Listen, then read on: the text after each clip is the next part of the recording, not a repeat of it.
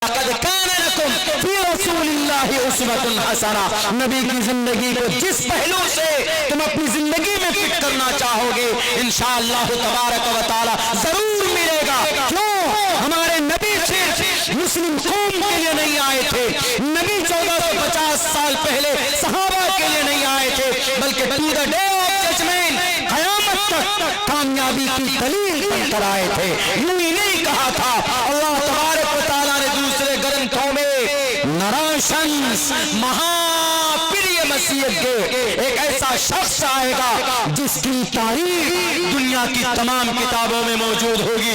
जो उसके बारे में सुनेगा वो भी उसका दीवाना होगा।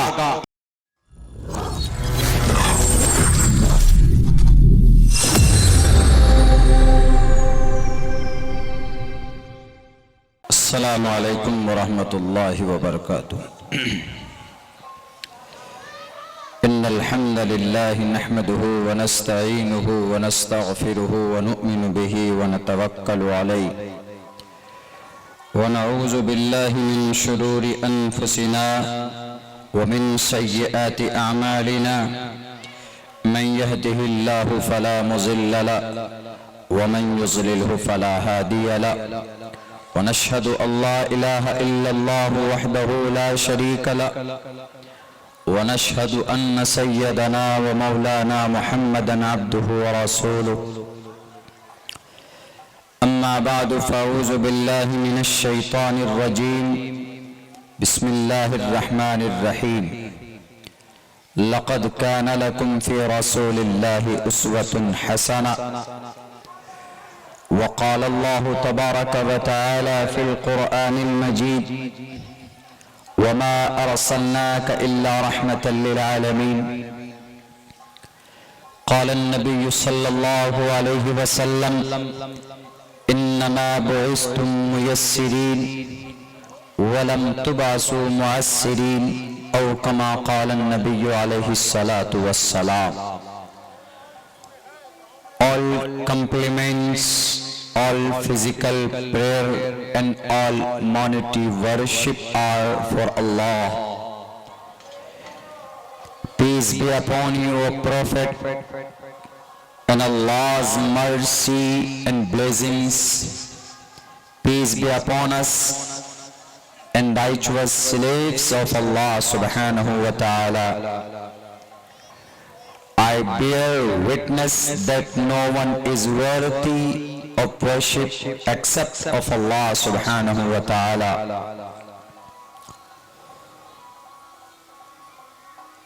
O my Lord, explain me my best is my task for me.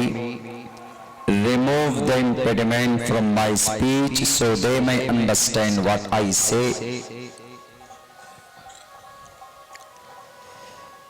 उदारा सर्व एवैते ज्ञानी तात्मेव मयमतम् आस्थितः सही युक्तात्मा मामेवामुत्तमां गतिम्। बहुनाम जन्मनामन्ते ज्ञानवान् मां प्रपद्यते वासुदेवः सर्वमिति समहात्मा सुदुर्लभः। अष्टो गुणः पुरुषं दीपयन्ति परज्ञा च कोलं च दंशुरूतं च प्राकर्मस्य बहु भाषिता च दानं यथा शक्ति कृतज्ञता च यज्ञं परचुचाम्यवं सतदतुतो निवोस्ति कवरितं पूर्व्यं गतं कस्तद् विभारति। ओम सहनाववतु सहनौ भुनक्तु सह वीर्यं कर्मावहै।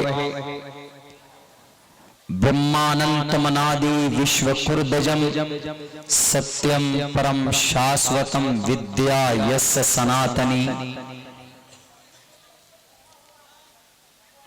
हजरात मोहतरम जनाबे सदर जलसा स्टेज पर तशरीफ फरमा मुअज़्ज़ज़ मोहतरम हजरात अकाबिर उलमा किराम और इस पंडाल में तशरीफ फरमा हमारे दीनी भाइयों और हमारे सनातन धर्मी भाइयों, बहुत खूबसूरत उन्वान के तहत आप लोगों ने यह प्रोग्राम मुनाकिद किया है। ये मजलिस सीरतुन नबी सल्लल्लाहु अलैहि वसल्लम की निस्बत पर मुनाकिद की जा रही है।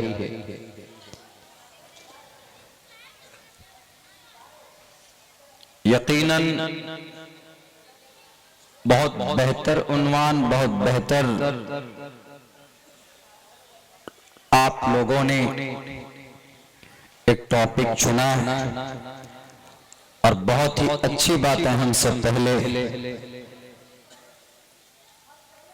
सूबा उत्तर प्रदेश के बहुत ही मशहूर मारूफ आलिम दीन का खिताब आप लोगों ने अभी कुछ देर पहले तफसील के साथ सीरत के ताल्लुक से हजरत का बयान हुआ।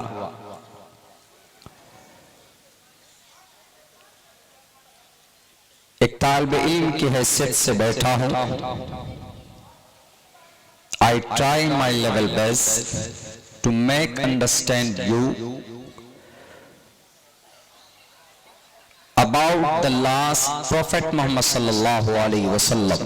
मुहम्मद रसूलुल्लाह के ताल्लुक से बात करने की पूरी कोशिश करूंगा।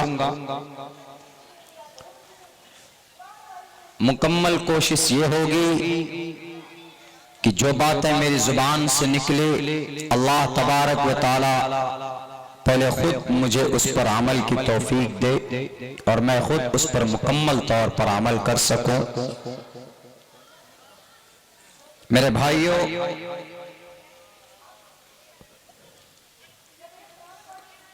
हमारी जिंदगी में हमारा रोल मॉडल कौन है?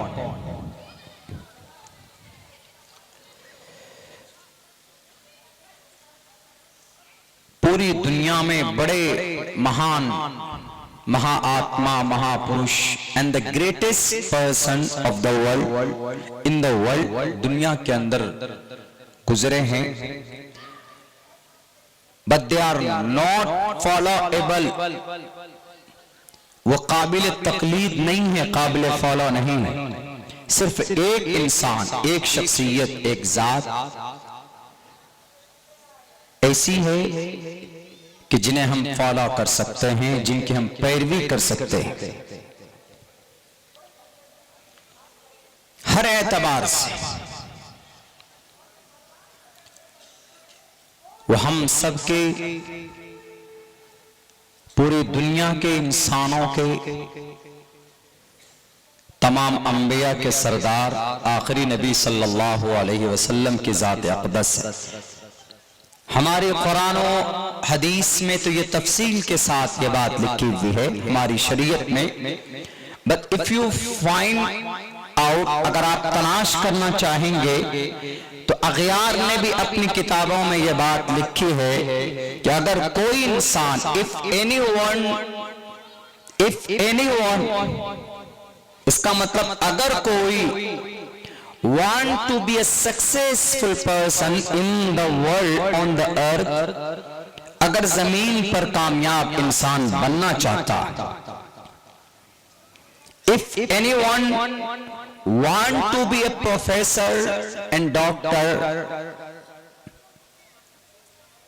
and महापुरुष and greatest person, greatest personality,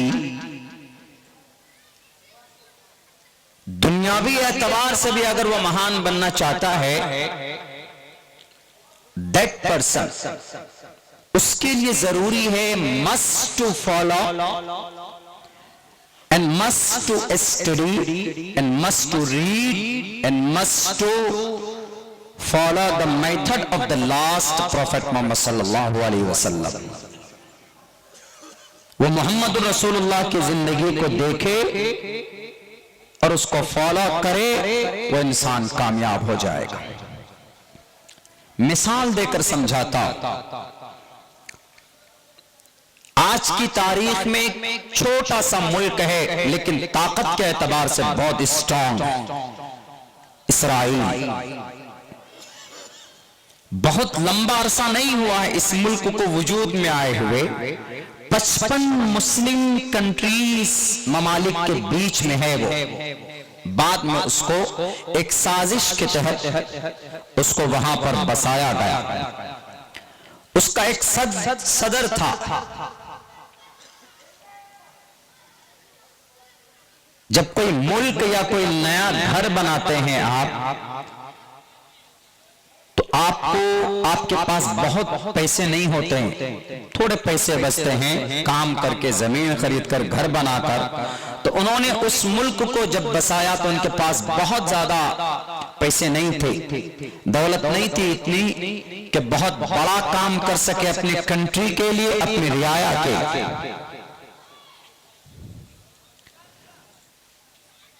उन्होंने उस क्राइसिस के वक्त में उसके सदर ने यह फैसला किया कि हम कुछ वेपन्स खरीदना चाहते हैं, तोप खरीदना चाहते हैं, मशीन गन खरीदना चाहते हैं, क्लासिक तोप खरीदना चाहते हैं, AK-47 खरीदना चाहते हैं लड़ाई के लिए। तो उस वक्त मीडिया वालों ने उनसे सवाल किया कि sir, why did you decide like that? The all people here need to hungry.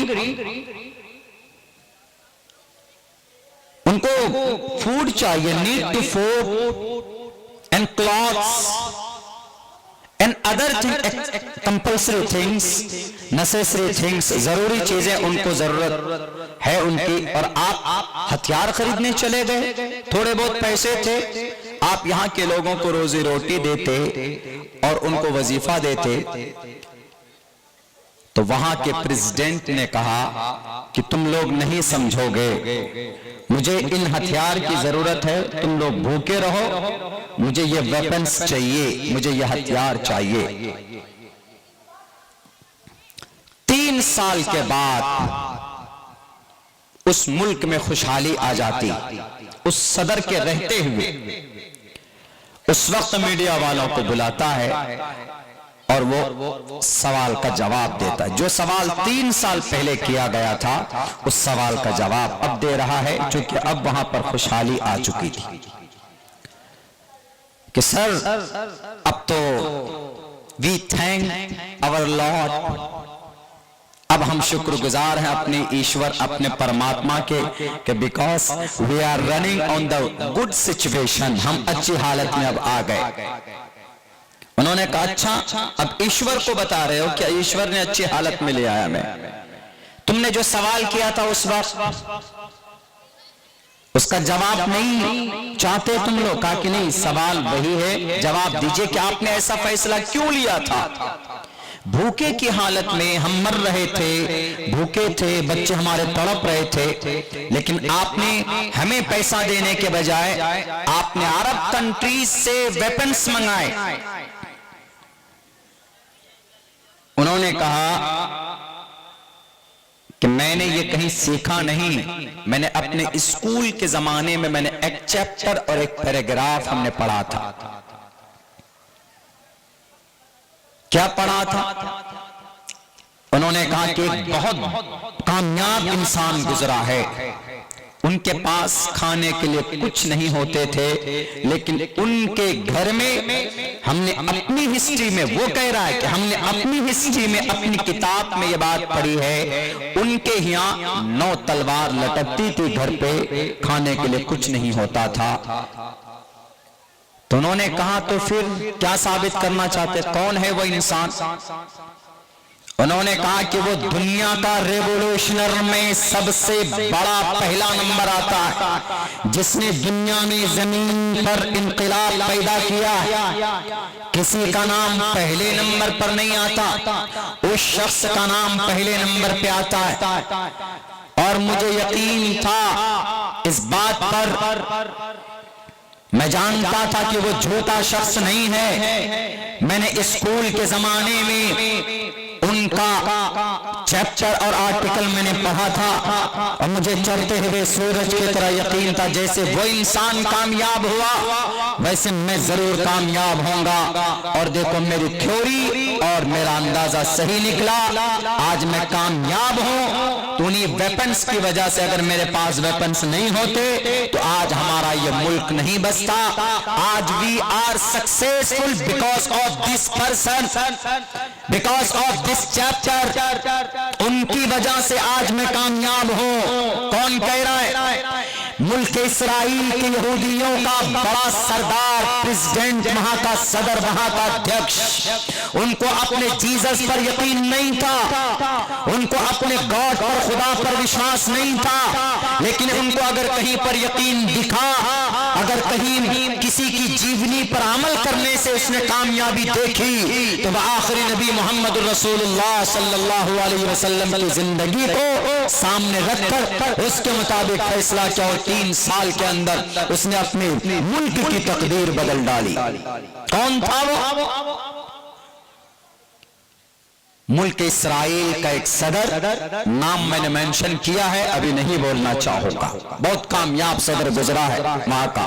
उनको विश्वास था कि मोहम्मद रसूलुल्लाह सल्लल्लाहु अलैहि वसल्लम की जिंदगी में कामयाबी है। अब बहुत से लोग पूछते हैं इस बात को, हमसे भी पूछते हैं, आप लोगों से भी कोई पूछता होगा, बल्कि सोशल मीडिया पे क्या, मीडिया तो अब ऐसी इस तरह की बातें उठाते हैं। What is need to this Quran करीम, what is need to implement of the last prophet Mohammad सल्लल्लाहु अलैहि वसल्लम लाइफ, मोहम्मद रसूलुल्लाह की जीवनी पर अमल करने की क्या जरूरत है? वो तो 1400-1500 साल पहले के लिए थे, उस जमाने में वो सक्सेसफुल थे। अब जमाने के एतबार से चेंजिंग आ रही है तो अब मोहम्मद को छोड़ो, अब नई सिरे से जिंदगी की शुरुआत करो। If you want to be success तो you must to follow the modern education and academic qualification and the culture of Europe. वो ये कह रहे हैं कि अब यूरोप को अपना रोल मॉडल बनाओ, वेस्टर्न कंट्रीज को अपना रोल मॉडल बनाओ। नबी तो पुराने जमाने के लिए थे, आपका कुरान तो 1450 साल पहले के लिए था, अब कुछ नया होना चाहिए, यही कहते हैं आज। लेकिन हम इसी कुरान और इसी शरीयत पर, मोहम्मद रसूलुल्लाह की जिंदगी पर उनको नयापन निकाल कर दिखा सकते हैं। हमारे उलमा दिखाते हैं, वो अलग बात है, वो जाहिर नहीं करते, माइक पर आकर नहीं बोलते, लेकिन है दुनिया वालों, नबी आखिर ज़मां सिर्फ 1450 साल बाद तक के लिए नहीं, या सिर्फ 1450 साल पहले कौम की कामयाबी के लिए नहीं, बल्कि to the day of judgement, कयामत तक के लिए। यूं का कुरान में लक़द कान लकुम फी रसूलिल्लाहि उस्वतुन हसना, तो मोहम्मद रसूलुल्लाह की जिंदगी में उस्वे हसना। कैसे जी? एक मीडिया वाला आपसे सवाल करे कि मोहम्मद रसूलुल्लाह की जिंदगी से उस्वे हसना कैसे ला सकते? चलो हम झूठ नहीं बोलेंगे, आपके नबी ने मना किया। चलो हम चोरी नहीं करेंगे, आपके नबी ने मना किया। चलो हम ज़कात देंगे, आपके नबी का तरीका और कुरान का फरमान है। चलो हम गलत काम नहीं करेंगे, आपके नबी का फरमान है। लेकिन एक बात, मैं तेज रफ्तार सवारी बनाना चाहता हूं जो सूरज से भी कहीं ज्यादा उसकी रफ्तार बिल्कुल तेज हो। बताइए आपके नबी में कहां पर है वो चीज, हमें दिखाइए। मॉडर्न एतबार से सवाल कर रहा है। दुनिया चूंकि अब ऐसी तेज रफ्तार सवारियां, ट्रेन, कल हम जिस ट्रेन में आ रहे थे उसी ट्रेन में एक साहिब बैठे थे, बोला हम आज यहाँ बैठे 8 घंटे में लखनऊ पहुंच रहे हैं। मौलाना अगर उस ट्रेन में बैठते हम वंदे भारत ट्रेन में तो 8 घंटे में दिल्ली पहुंच जाते। बताइए जमाना कहां से कहां पहुंच गया। तो अब कुछ लोग क्या, कुछ साइंटिस्ट लोग इतनी तेज सवारी बना रहे हैं, तेज रफ्तार, के चंद सेकंडों में आंख बंद करेंगे आप, पलक झपकते ही फौरन वो 2000, 3000, 4000 किलोमीटर की दूरी तय करेंगे।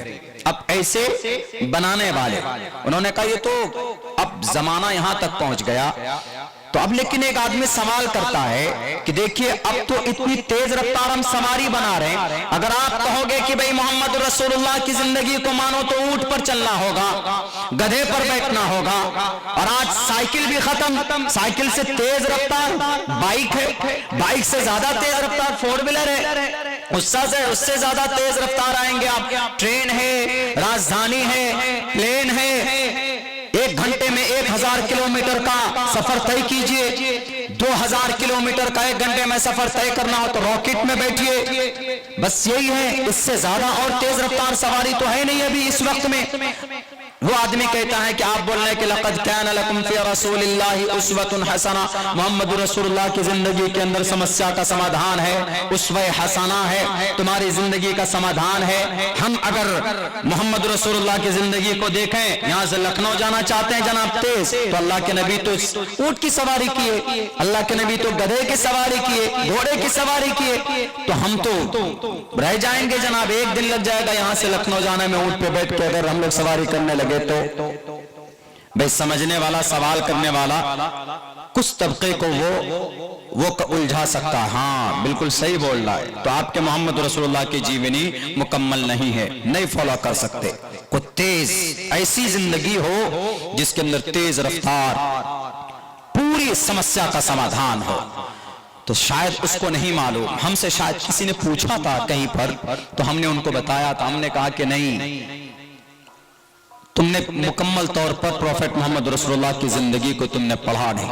लक़द काना लकुम फी रसूलिल्लाहि उस्वतुन हसना, कुरान करीम की ये आयत है मोहम्मद रसूलुल्लाह के बारे में, और ये कुरान अगर आपका सवाल सही है तो फिर कुरान करीम की आयत जो थी ये कुरान क़यामत तक के लिए, और क़यामत तक कोई भी मसला जमीन पर बर्पा हो या पैदा हो, किसी न किसी शक्ल में उसका हल अल्लाह तबारक व तआला ने कुरान में या कुरान की तफसीर नबी पाक अलैहिस्सलातु वस्सलाम की जिंदगी के अंदर जरूर बयान किया है। उसको खोद कर कुरेद कर देखने की जरूरत है। अगर तुमको तेज रफ्तार सवारी चाहिए, तुम जो कह रहे हो कि आपके कुरान में नहीं है, आपके नबी की जिंदगी में नहीं है, वैसी आंख पैदा होनी चाहिए, वैसी बसारत होनी चाहिए। हमने कहा कि नहीं, अगर आपको सूरज की रोशनी से कहीं ज्यादा तेज रफ्तार सवारी चाहिए तो आओ मोहम्मद रसूलुल्लाह की जिंदगी के अंदर उसका वजूद मिलता है।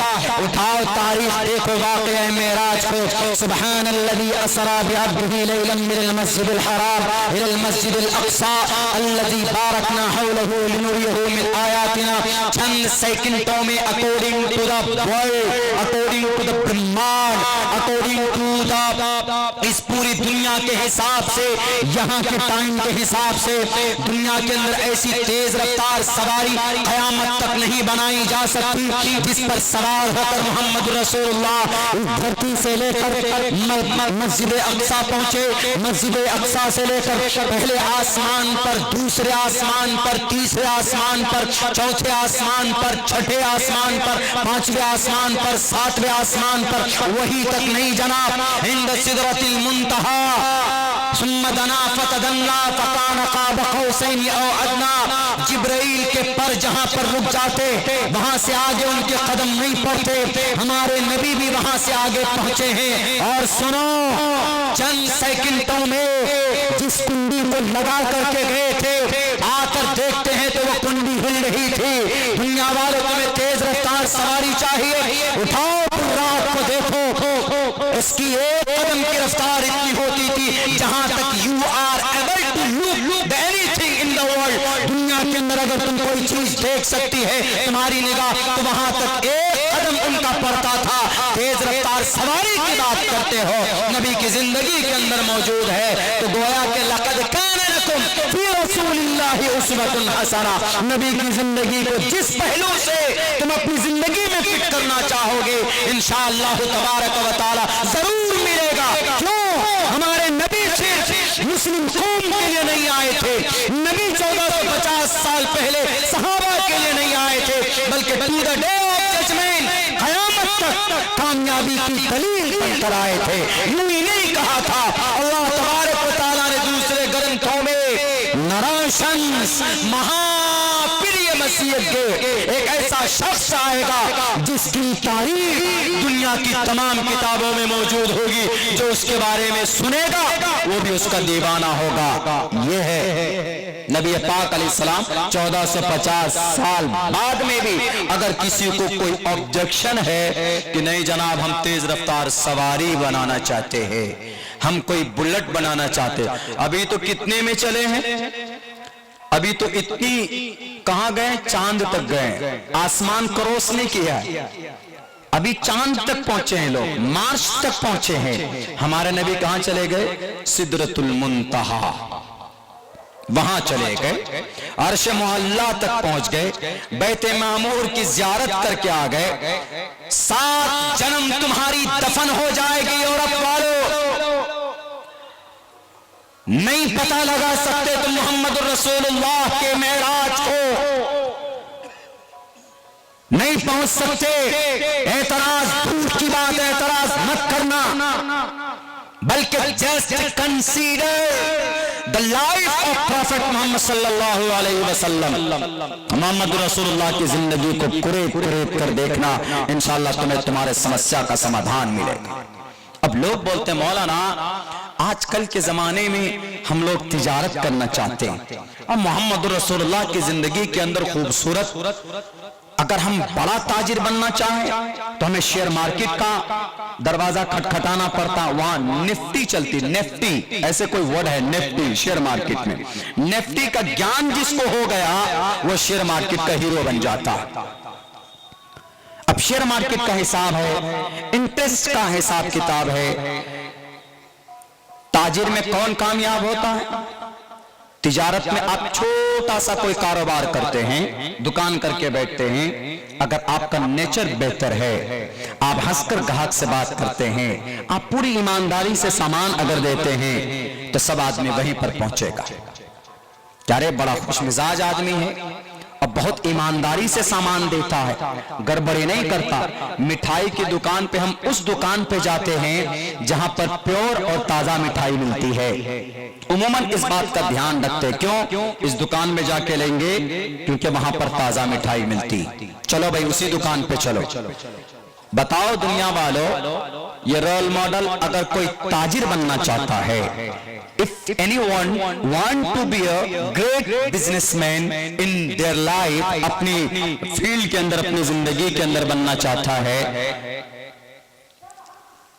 they must to watch and they must to consider and they must to read and they must to look out। उन्हें चाहिए कि मोहम्मद रसूलुल्लाह की जीवनी को देखे। क्या आप अलैहिस्सलाम ने तिजारत नहीं किया?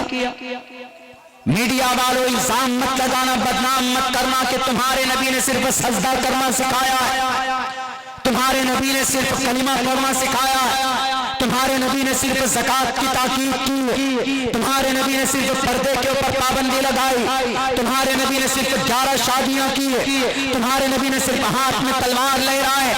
ये एतराज मत करना तुम नबी के बारे में नहीं जानते, हमारे नबी की सीरत के बारे में नहीं जानते। तुम्हें पढ़ना पड़ेगा हमारे मदरसों में, हमारे अकाबिर के सामने में आप घुटने टेकने होंगे, तब जाकर तुम्हें पता चलेगा कि मोहम्मद रसूलुल्लाह हर फील्ड के बादशाह थे, हर फील्ड के जिस फील्ड में उतर जाए वहां बादशाह बन जाती थी, वहां कामयाब बनते थे। नबी पाक अलैहिस्सलातु वस्सलाम ऐसे ही नहीं थे, आप अलैहिस्सलाम दुनिया के कामयाब तरीन ताजिर में से एक ताजिर थे। नबी पाक अलैहिस्सलाम को अमीन का खिताब किसने दिया था? क्या सिर्फ मामलात करने पर अमानतदार थे? नहीं, तिजारत में आप इतने अमानतदार थे। 12 साल की उम्र में आपने सबसे पहला सफर किया।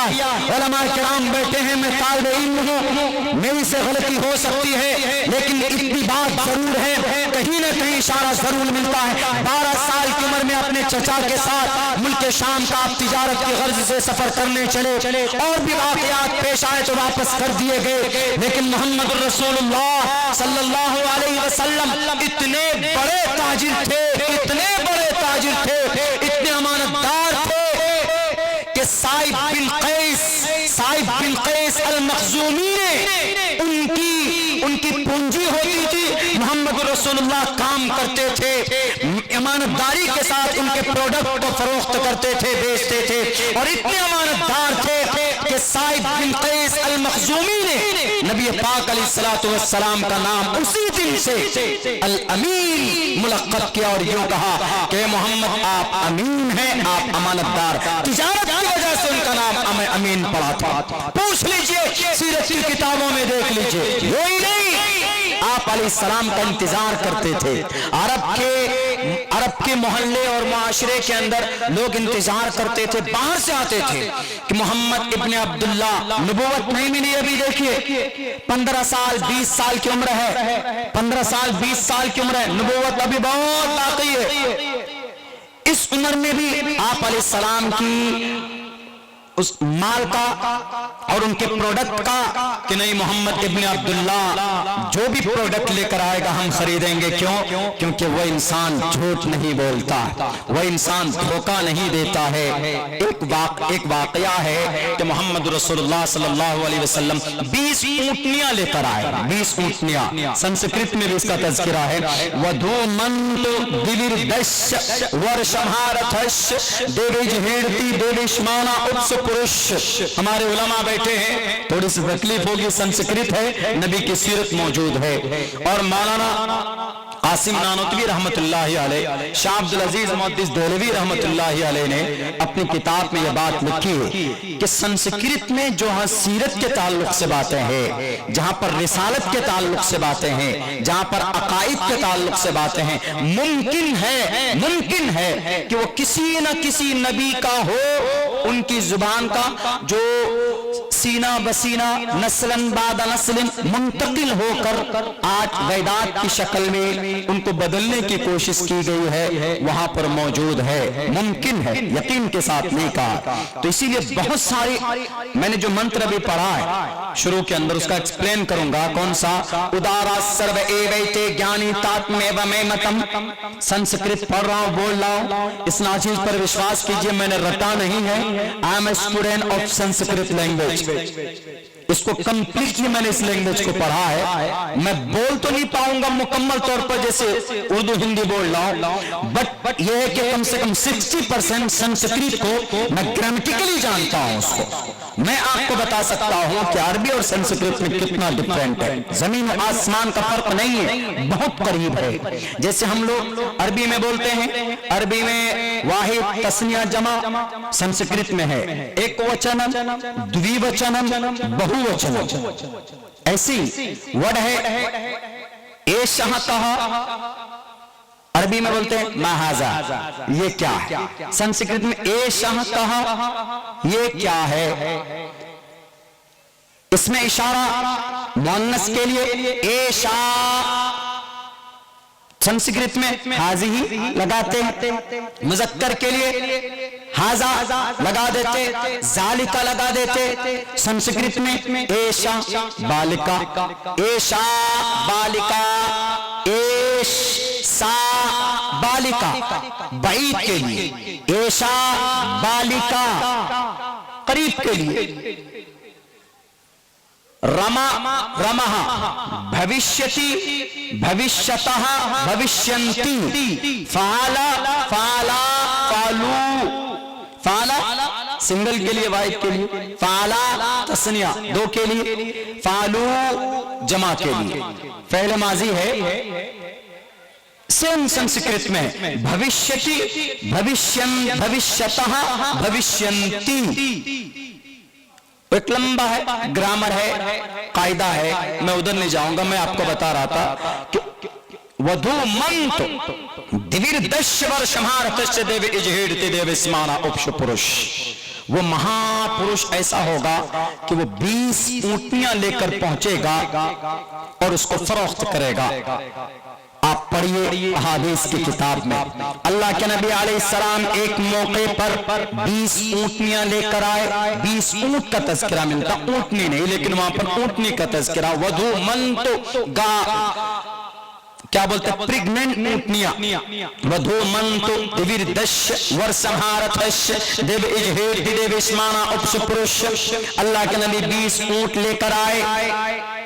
और किसी वजह से आपको कोई काम आया, आप फौरन उठे और चले गए। आपका जो खादिम था, आपने अपने खादिम से यूं कहा कि बेचो, ये कीमत है, लेकिन ये ऊंट है, ये लंगड़ा है, इसका पेट टूटा हुआ है, इसकी कीमत इतनी रखना।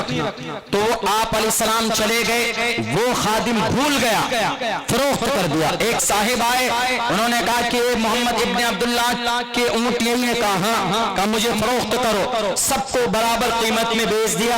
आप अलैहिस्सलाम आए, फरोख्त किए, जी कितनी कीमत हुई, रकम दिखाओ। हिसाब करके देखा है, कहा कि कम होनी चाहिए, 50,000 क्यों एक्स्ट्रा है, एग्जाम्पल क्यों ज्यादा है, उसकी आधी कीमत होनी चाहिए, क्योंकि उसके पैर के अंदर फ्रैक्चर था, डिफॉल्ट था, वो लंगड़ा था, वो उसको कम कीमत में बेचना चाहिए था।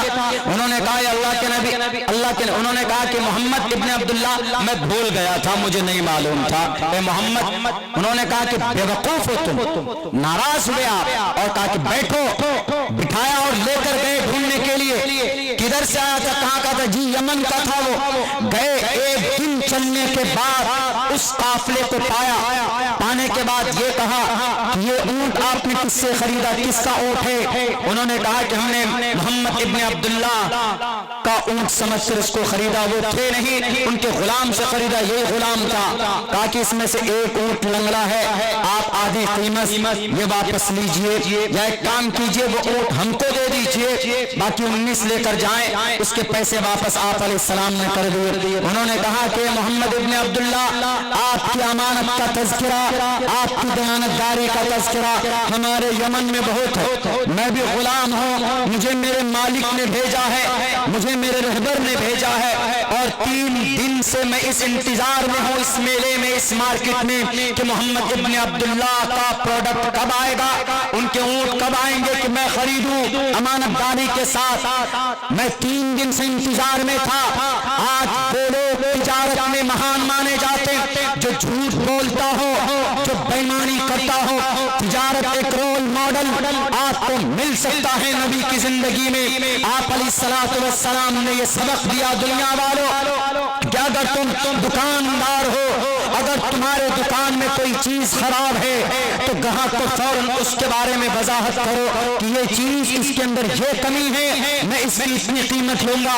लेकिन नहीं जनाब, आप सेफ की शॉप पे जाइए, तो जो अंदर से खराब होगा उसको ऊपर से जनाब उसी के ऊपर लेबल लगा करके बेचते हैं। दुनिया के अंदर लोगों को धोखा दे सकते हो, मरने के बाद जब तुम्हारी वो पूरी मेमोरी चालू होगी, ला युगादिरु सगीरतन वला कबीरतन इल्ला हसाहा, तुम्हारा एक एक अमल लोगों के सामने रखा जाएगा, तो ताजिरों उस वक्त कहाँ जाओगे?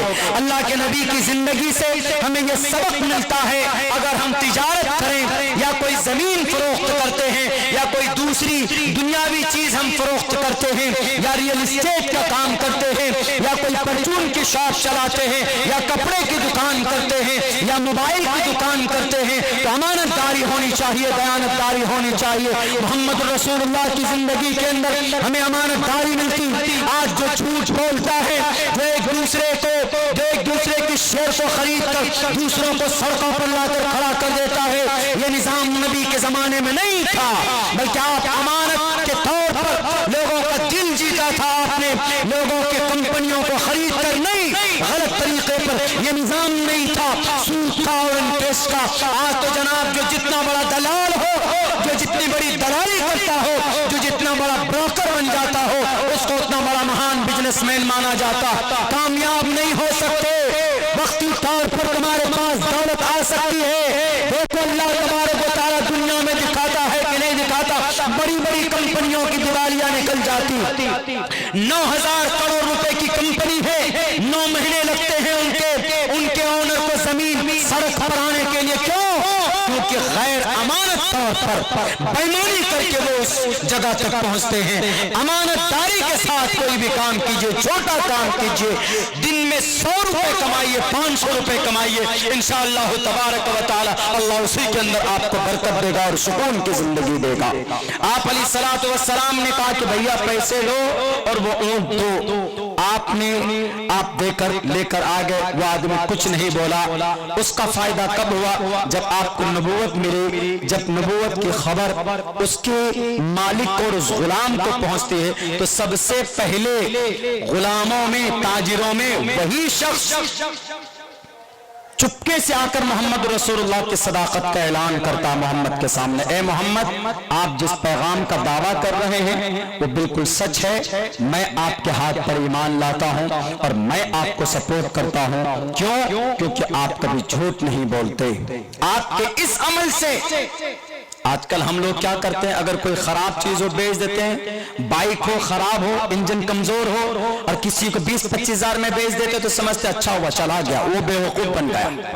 हम समझते हैं कि we are intelligent, we are sharp mind because I solve out my bike to the other person.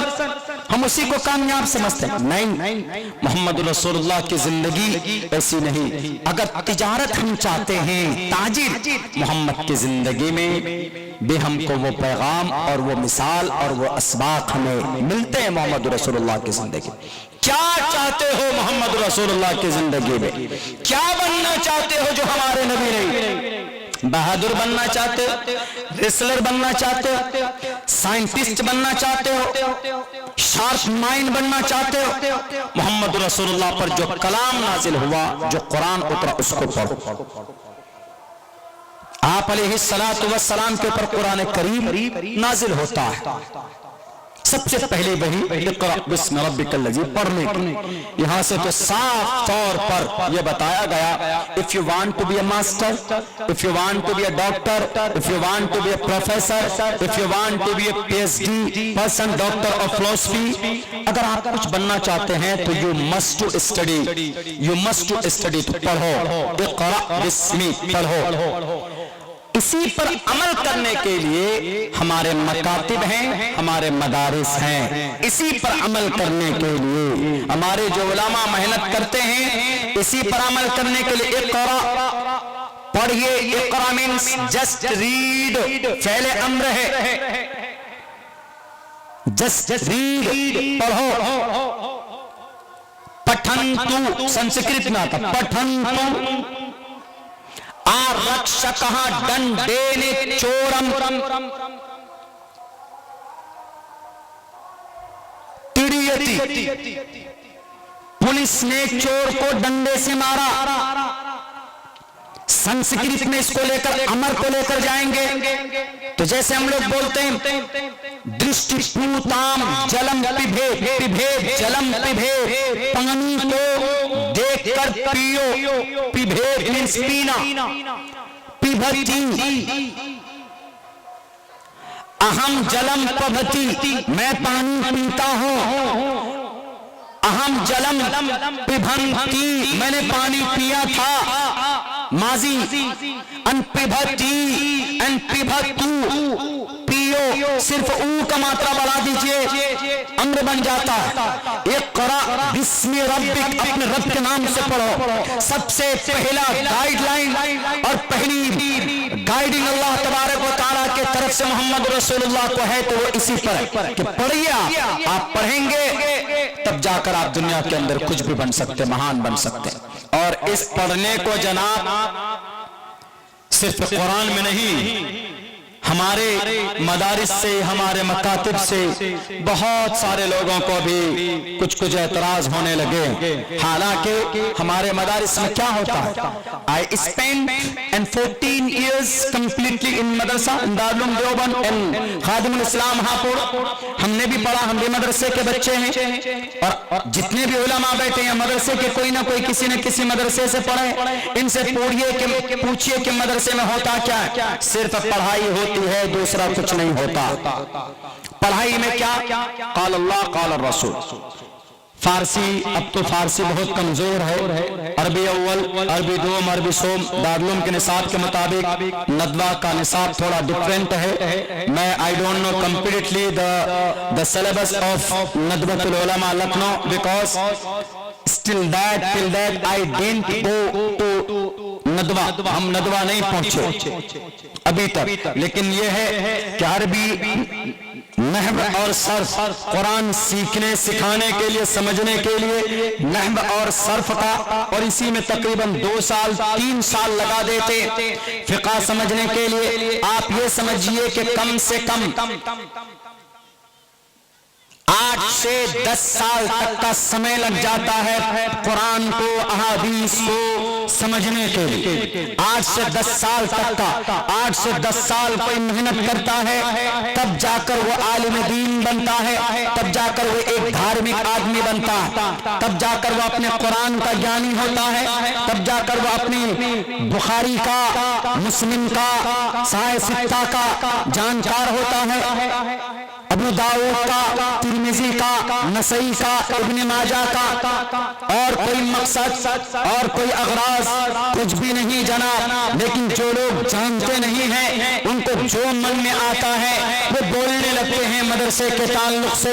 दुनिया वालों सुन लो, हमारे मदरसों में, हमारे मकातिब में, हमारे मसाजिद में हम 5 वक्त सजदा करते। सजदा मस्जिद, सजदा करने की जगह इसमें ज़र्फ है, सजदा किया जाता है। मदरसा दर्स देने की जगह, इसमें ज़र्फ दोनों है, दोनों इसमें ज़र्फ यानी ऐसी जगह जहां पर सजदा किया जाए, जहां पर दर्स दिया जाए, उसको हम मस्जिद और मदरसा बोलते। और कोई मकसद इसका नहीं होता, और वही काम आज भी होता। और सबसे पहला मदरसा दार अरकम, दूसरे नंबर का बड़ा मदरसा सुफ़ा मदरसा है। वहां पर सहाबी पढ़ते थे, भूखे रह कर पढ़ते थे, और वही तालीम आज हमारे मदरसों के अंदर दी जाती। और आज हमारे मदरसों में भी मुर्गा मटन नहीं खिलाए जाते, कोई चिकन और मटन नहीं खिलाए जाते जनाब, और कोई शानदार खाना नहीं होता। बल्कि हम तो पढ़ने के जमाने में बोलते थे, ऐसी पतली दाल हुआ करती थी कि खाते खाते हम लोग बोलते थे कि ऐसी दाल है कि इससे अगर वजू बना ले तो वजू भी जायज हो जाए, इतनी पतली दाल थी। आदसुन अल्लज़ी यजूज़ु बिहिल वज़ू। लेकिन इल्म हासिल करने के खातिर हमारे बच्चे खाते थे, उन दालों को नहीं देखते थे, भूखे रहकर भी पढ़ते थे। खाना हो जाए नागा ठीक है, लेकिन पढ़ाई के अंदर कोई कमी नहीं आती थी। मुस्तकिल मुताला करके तकरार के अंदर तकरार करते, मुताला करके जाते थे अपने असबाब को सुनने सुनाने के लिए। हमारे उलमा पढ़ाने के लिए यूं ही नहीं जाते मुंह उठाकर,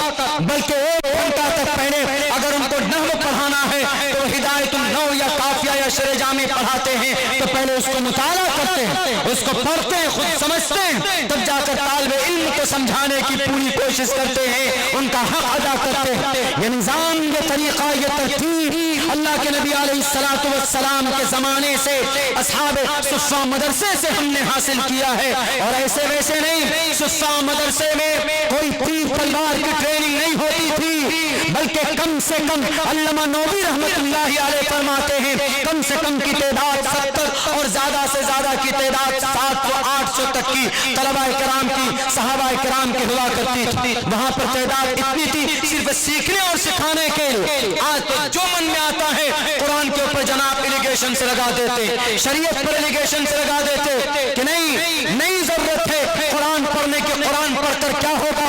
उठाओ तारीख पढ़ो, कैम्ब्रिज यूनिवर्सिटी से पढ़ो, ऑक्सफोर्ड यूनिवर्सिटी से पूछो, कैम्ब्रिज से पूछो, हार्वर्ड यूनिवर्सिटी से पूछो कि कुरान पढ़कर क्या बनता।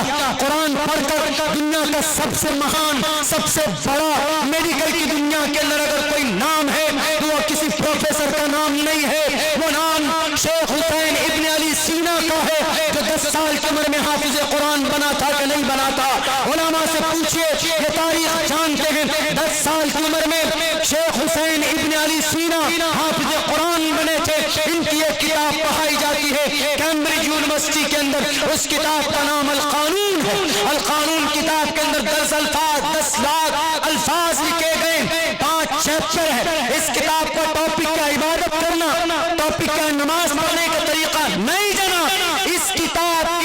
टॉपिक इस किताब के मज़ामीन है theory and practice of medicine, यानी अगर कोई एमबीबीएस डॉक्टर बनेगा, अगर कोई एमडी डॉक्टर बनेगा, तो जब तक कैम्ब्रिज और ऑक्सफोर्ड यूनिवर्सिटी की अल-कानून किताब को नहीं पढ़ेगा, वो दुनिया का बड़ा सर्जन नहीं बन सकता, वाइस सर्जन नहीं बन सकता, वो सिविल सर्जन नहीं बन सकता। किताब किनकी लिखी हुई है? यूरोप वालों की, इन अंग्रेजों की, इन बेलगाम जुबान बेलगाम मीडिया वालों की नहीं, मदरसे का पढ़ा लिखा एक हाफिज कुरान शेख हुसैन इब्न अली सीना की किताब लिखी हुई, जो आज भी दाखिले निसाब है। कहां पर? कैम्ब्रिज और ऑक्सफोर्ड यूनिवर्सिटी के अंदर जनाब। मदरसे में क्या होता है, हमारे उलमा क्या कर सकते हैं? अरे ये वो कर सकते हैं, ये बात दफन की गई है, दफन, ताकि इस कौम की जो बहादुरी है, इस कौम की जो कुर्बानियां, जो महान विशेषताएं, उसको दबा दो। मैं आज आपके सामने वो तारीख रखने की कोशिश करूंगा। ये सिर्फ एक नाम, और आप कहेंगे कैम्ब्रिज और ऑक्सफोर्ड यूनिवर्सिटी, मैं उम्मन इसको मौजू बनाए हुए हूं, तकरीबन एक हफ्ते से इसी के ऊपर हमारी बातें चल रही। कल हम बनारस में थे, वहां पर भी इस टॉपिक के ऊपर हमने तज़किरा किया। क्यों? हम नहीं जानते हैं हमारे फोर फादर ने क्या क्या महान काम किए, और हम न जानते हैं, हम बोलते भी नहीं हैं, तो जिसका फायदा ये लोग उठाते हैं। क्या बोलते हैं? ये शरीयत तो बदल देनी चाहिए, ये कुरान तो बदल देनी चाहिए। क्यों? इसलिए कि अब ये पुरानी हो गई है, ये शरीयत पुरानी हो गई। जो सोच अकबर बादशाह के चेलों ने उनको समझाया था, क्या ये दीने अरबी, दीने शरीयत इसको बदल दो जी। क्यों? पुरानी चीजें, इसमें नए दीन को लागू करो। अकबर बादशाह ने दीन इलाही को वजूद में लाया था, लेकिन एक अल्लाह वाले, एक आलिम दीन मुजद्दिद अल-फसानी रहमतुल्लाहि अलैहि ने डट कर मुकाबला किया था और उनके दीन इलाही को नेस्त नाबूद कर दिया था। ये एक नाम है। क्या? बू अली सीना बोलते हैं उम्मन, हम लोग नहीं समझते थे, हम लोग सोचते थे कि कोई फलसफी होगा, लेकिन जब इनकी हिस्ट्री पढ़िए बू अली सीना की, 10 साल की उम्र में हाफिज कुरान बना था ये बच्चा, 10 साल की उम्र में, 5 चैप्टर में, 15वीं सदी में 16 मरतबा ये किताब छपी, 15वीं सदी, और 16वीं सदी में 20 मरतबा ये किताब छपी। फ्रेंच, लातीनी और जर्मन जुबान में आज भी ये किताब मौजूद। कैम्ब्रिज, ऑक्सफोर्ड यूनिवर्सिटी में अगर कोई पढ़कर आए तो महान बनता है, उसको बैरिस्टर कहा जाता है, या उसको बड़ा डॉक्टर कहा जाता है। बैरिस्टर मीन्स बहुत बड़ा लॉयर, जो जज के दर्जे को पहुंच जाए, वैसे पढ़ाई करके आए, उसको बोलते हैं। कब वजूद में आई वो ऑक्सफोर्ड कैम्ब्रिज यूनिवर्सिटी? अभी 13वीं और 14वीं सदी में। 7वीं और 8वीं सदी में तो 70,000 किताबें कुतुबखानों में थी बगदाद के। मेरे भाइयों, आप कहेंगे कि सीरतुल नबी का जलसा है, what is need to explain in these things, because these things are related to the Islam and we don't know about that. हम नहीं जानते कि हमने क्या किया है, हमारी क्या तारीख है। सबसे ज्यादा मजलूम और सबसे ज्यादा कमजोर बुज़दिल कौम आपको समझते हैं लोग, लेकिन नहीं। एजुकेशन का दामन थामो, नबी पाक अलैहिस्सलाम का गुलाम बनो, इंशाअल्लाह चंद सालों के अंदर में दुनिया आपके कदम चूमेगी। जिनके खुदा का पता नहीं, जिनको जिंदगी गुजारने का तरीका और तरतीब मालूम नहीं, खड़े होकर पेशाब करते हैं, खड़े होकर खाना खाते हैं, हाथ धोते नहीं, टिश्यू पेपर से साफ कर लेते हैं। अल्लाह के नबी की सुन्नत है कि हाथ धोकर खाओ, खाने से पहले धो, बाद में धो। लोग बड़ा मजाक उड़ाते थे, क्या खाने से पहले हाथ धोएं, खाने के बाद हाथ धोएंगे, क्या जरूरत है। लेकिन जब कोरोना आया तो सब दिन में 5 मरतबा धोने लगते हैं हाथ। नहीं मानोगे दुनिया वालों तो कोरोना के जरिए अल्लाह मनवाएगा, लेकिन मनवाएगा कि नबी पाक अलैहिस्सलातु वस्सलाम कि जो सुन्नत है and you have to follow that, तुम्हें फॉलो करना पड़ेगा, तुम्हें मानना पड़ेगा कि मोहम्मद रसूलुल्लाह की जीवनी ऐसी। आप अलैहिस्सलाम सिर्फ इबादत के लिए या सिर्फ सूफियाना जिंदगी के लिए नहीं, हर मैदान के शहसवार प्रोफेट मोहम्मद रसूलुल्लाह सल्लल्लाहु अलैहि वसल्लम। अब इसी पर हम अमल करते हैं। इक़रा बिस्मी पढ़ो, हम अपने मदरसों को वजूद में लाए पढ़ने के लिए। एक बहुत खूबसूरत श्लोक है, मंत्र है, पढ़ाई के ताल्लुक से बताते हैं। उदारा सर्व एवैते ज्ञानी तात्मे व मयमतम। अच्छा, मोहम्मद कौन है? मोहम्मद रसूलुल्लाह हम भी और आप भी जानते हैं, आखिरी नबी सल्लल्लाहु अलैहि वसल्लम आखिरी पैगाम को लेकर आए, कोई तब्दीली नहीं हो सकती। और आखिरी संविधान कुरान कहता है अल-यौम अकमलतु लकुम दीनकुम व अतममतु अलैकुम निअमती। दीन मुकम्मल और ताम कर दिया हमने। ए मोहम्मद, आप पर कोई कुछ लेकर आए वो सब के सब झूठे। अब अगर कोई मिर्जा गुलाम अहमद कादियानी खड़ा हो जाए, कज़्ज़ाब, झूठा, नबूवत का दावा करने वाला, we can not accept that person, हम उसको नहीं कबूल कर सकते, क्योंकि कुरान साफ लफ्जों में अल्लाह तबारक व तआला ने बयान कर दिया कोई नबी नहीं आने वाले, मोहम्मद आखिरी नबी थे। नहीं समझ में आता है, हमारे हिंदू भाइयों की एक ग्रंथ में भी ये बात कही गई, यज्ञम परचुचाम यमम, यज्ञम परचुचाम यमम सतदतु तो निबोस्ति कबरितम पुण्यम गतम कस्तद्दे विभारती। यज्ञम आखिरी जमाने में आखिरी योग का तरीका, आखिरी योग का तरीका यानी आखिरी इबादत का तरीका आखिरी जमाने में बताने वाले कौन? मोहम्मद रसूलुल्लाह सल्लल्लाहु अलैहि वसल्लम। यज्ञम मीन्स इबादत करना। अगर कोई इबादत गुजार बनता है तो हम बोलते हैं क्या ये इबादत गुजार बंदा? संस्कृत में इसको बोलते हैं यज्ञम, योगी, इबादत गुजार, योग करना, ईश्वर की भक्ति करने को संस्कृत में योगी बोलते हैं। कोई और योगी नहीं समझिए, यहाँ एक ही योगी, इबादत गुजार, ईश्वर की भक्ति करना, वो भी आखिरी मेथड बताने वाला अंतिम महर्षि मोहम्मद रसूलुल्लाह सल्लल्लाहु अलैहि वसल्लम होंगे। आप अलैहिस्सलातु वस्सलाम के ज़ात अक़दस। और आपने यूं कहा कि दुनिया के लोगों, तुम्हारे बीच में जिसके अंदर ईश्वर का ज्ञान, अल्लाह का ज्ञान है, जो कुरान को, शरीयत को पढ़ना जानता है, वो आलिम दीन है। और सुनो, आलिम दीन वो होता है जो अल्लाह तबारक व तआला से डरता है।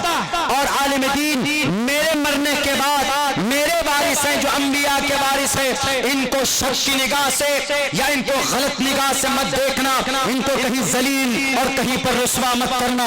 इन्नल उलमा वरसतुल अंबिया, कि बेशक उलमा अंबिया के वारिस हैं। इन्नल उलमा वरसतुल अंबिया, उलमा अंबिया के वारिस हैं, जो पैगाम नबी अंबिया किराम लोगों को पहुंचाते थे। अंबिया तो नहीं आएंगे, लेकिन ये उलमा किराम अवाम को वही पैगाम देंगे जो अंबिया किराम पर अल्लाह तबारक व तआला ने वही की है। इनकी इज्जत, इनका एहतराम करना तुम दुनिया के अंदर, इनको जलील और रुस्वा मत करना। इसी को कहा गया संस्कृत में उदारा सर्व एवैते ज्ञानी तात्मे व मयमतम। अगर किसी के अंदर ईश्वर का ज्ञान है तो वो ईश्वर का ज्ञान में उसके अंदर मैं हूं, गोया मैं, और जिसमें मैं हूं वो महान होता है। सर्व एवैते आस्तिकः सही युक्तात्मा मामेवा मुत्तमाम गतिम। उसको कभी जलील मत करना, उसको कभी रुस्वा मत करना। दो पैगाम मिलता है, एक तो अल्लाह के नबी की हदीस से ये पैगाम मिलता है हमें कि मोहम्मद रसूलुल्लाह ने यूं कहा कि अगर तुम्हारे बीच में कोई हाफिज कुरान हो तो उसको जलील मत करना, उसको कभी हकारत की निगाह से मत देखना। अगर तुम्हारे मस्जिद में कोई इमाम साहब हो, मौलाना हो, तो ये मत समझना कि यू आर माई इमाम, like you are my servant, तुम हमारे नौकर हो। कोई भी काम होगा तो इमाम साहब या मौजिन साहब नहीं, मुसलमानों उनको सर का ताज बनाकर रखो। इसलिए कि आप अपनी सबसे कीमती इबादत नमाज उनके हवाले करते हैं कि इमाम साहब मेरी भी नमाज आपके हवाले और आप मेरी नमाज को अल्लाह तक पहुंचा दीजिए। बताइए अगर इमाम बेवजू नमाज पढ़ाएगा तो आपकी नमाज कहां अटकेगी? मस्जिद की छत से ऊपर भी नहीं जा पाएगी।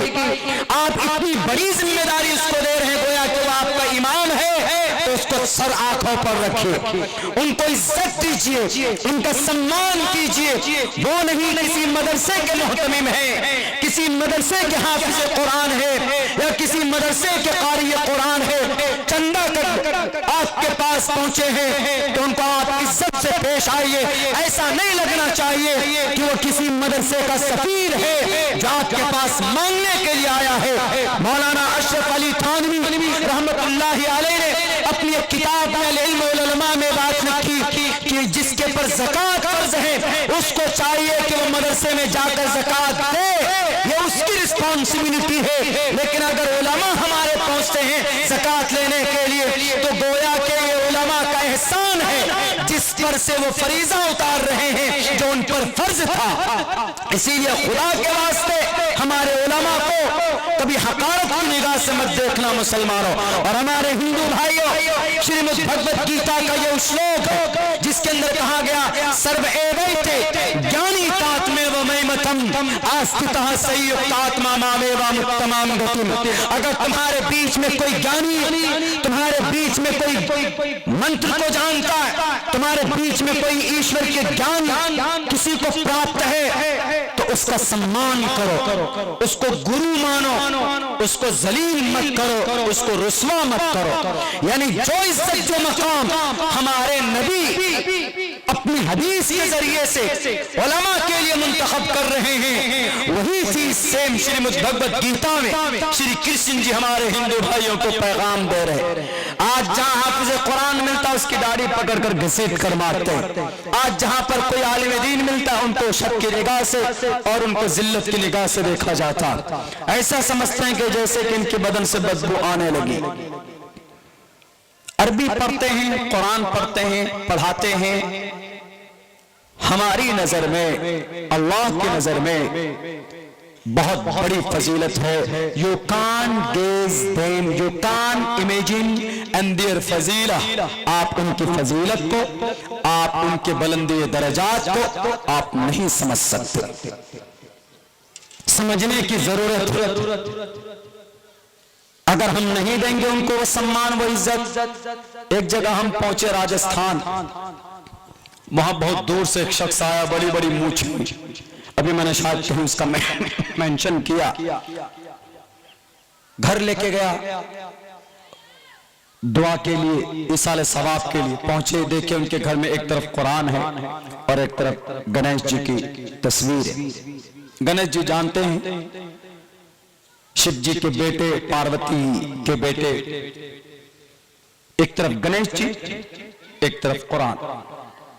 हमने कहा कि व्हाट इज रिलेशनशिप, क्या मैटर, क्या रिश्ता है बीच में? एक तरफ कुरान, एक तरफ ऊपर तस्वीर, नीचे कुरान। तो उन्होंने कहा कि मौलाना ये कुरान मोहम्मद रसूलुल्लाह इन्हीं पर नाजिल हुई, नहीं यही तो मोहम्मद रसूलुल्लाह है ना। गणेश जी बताइए जहालत, गणेश जी को मोहम्मद कह रहे हैं, हालांकि गणेश जी शिव जी के बेटे हैं। हमारे हिंदू भाइयों की नजर में उनका एक सम्मान है, हम उनकी इहानत नहीं करते।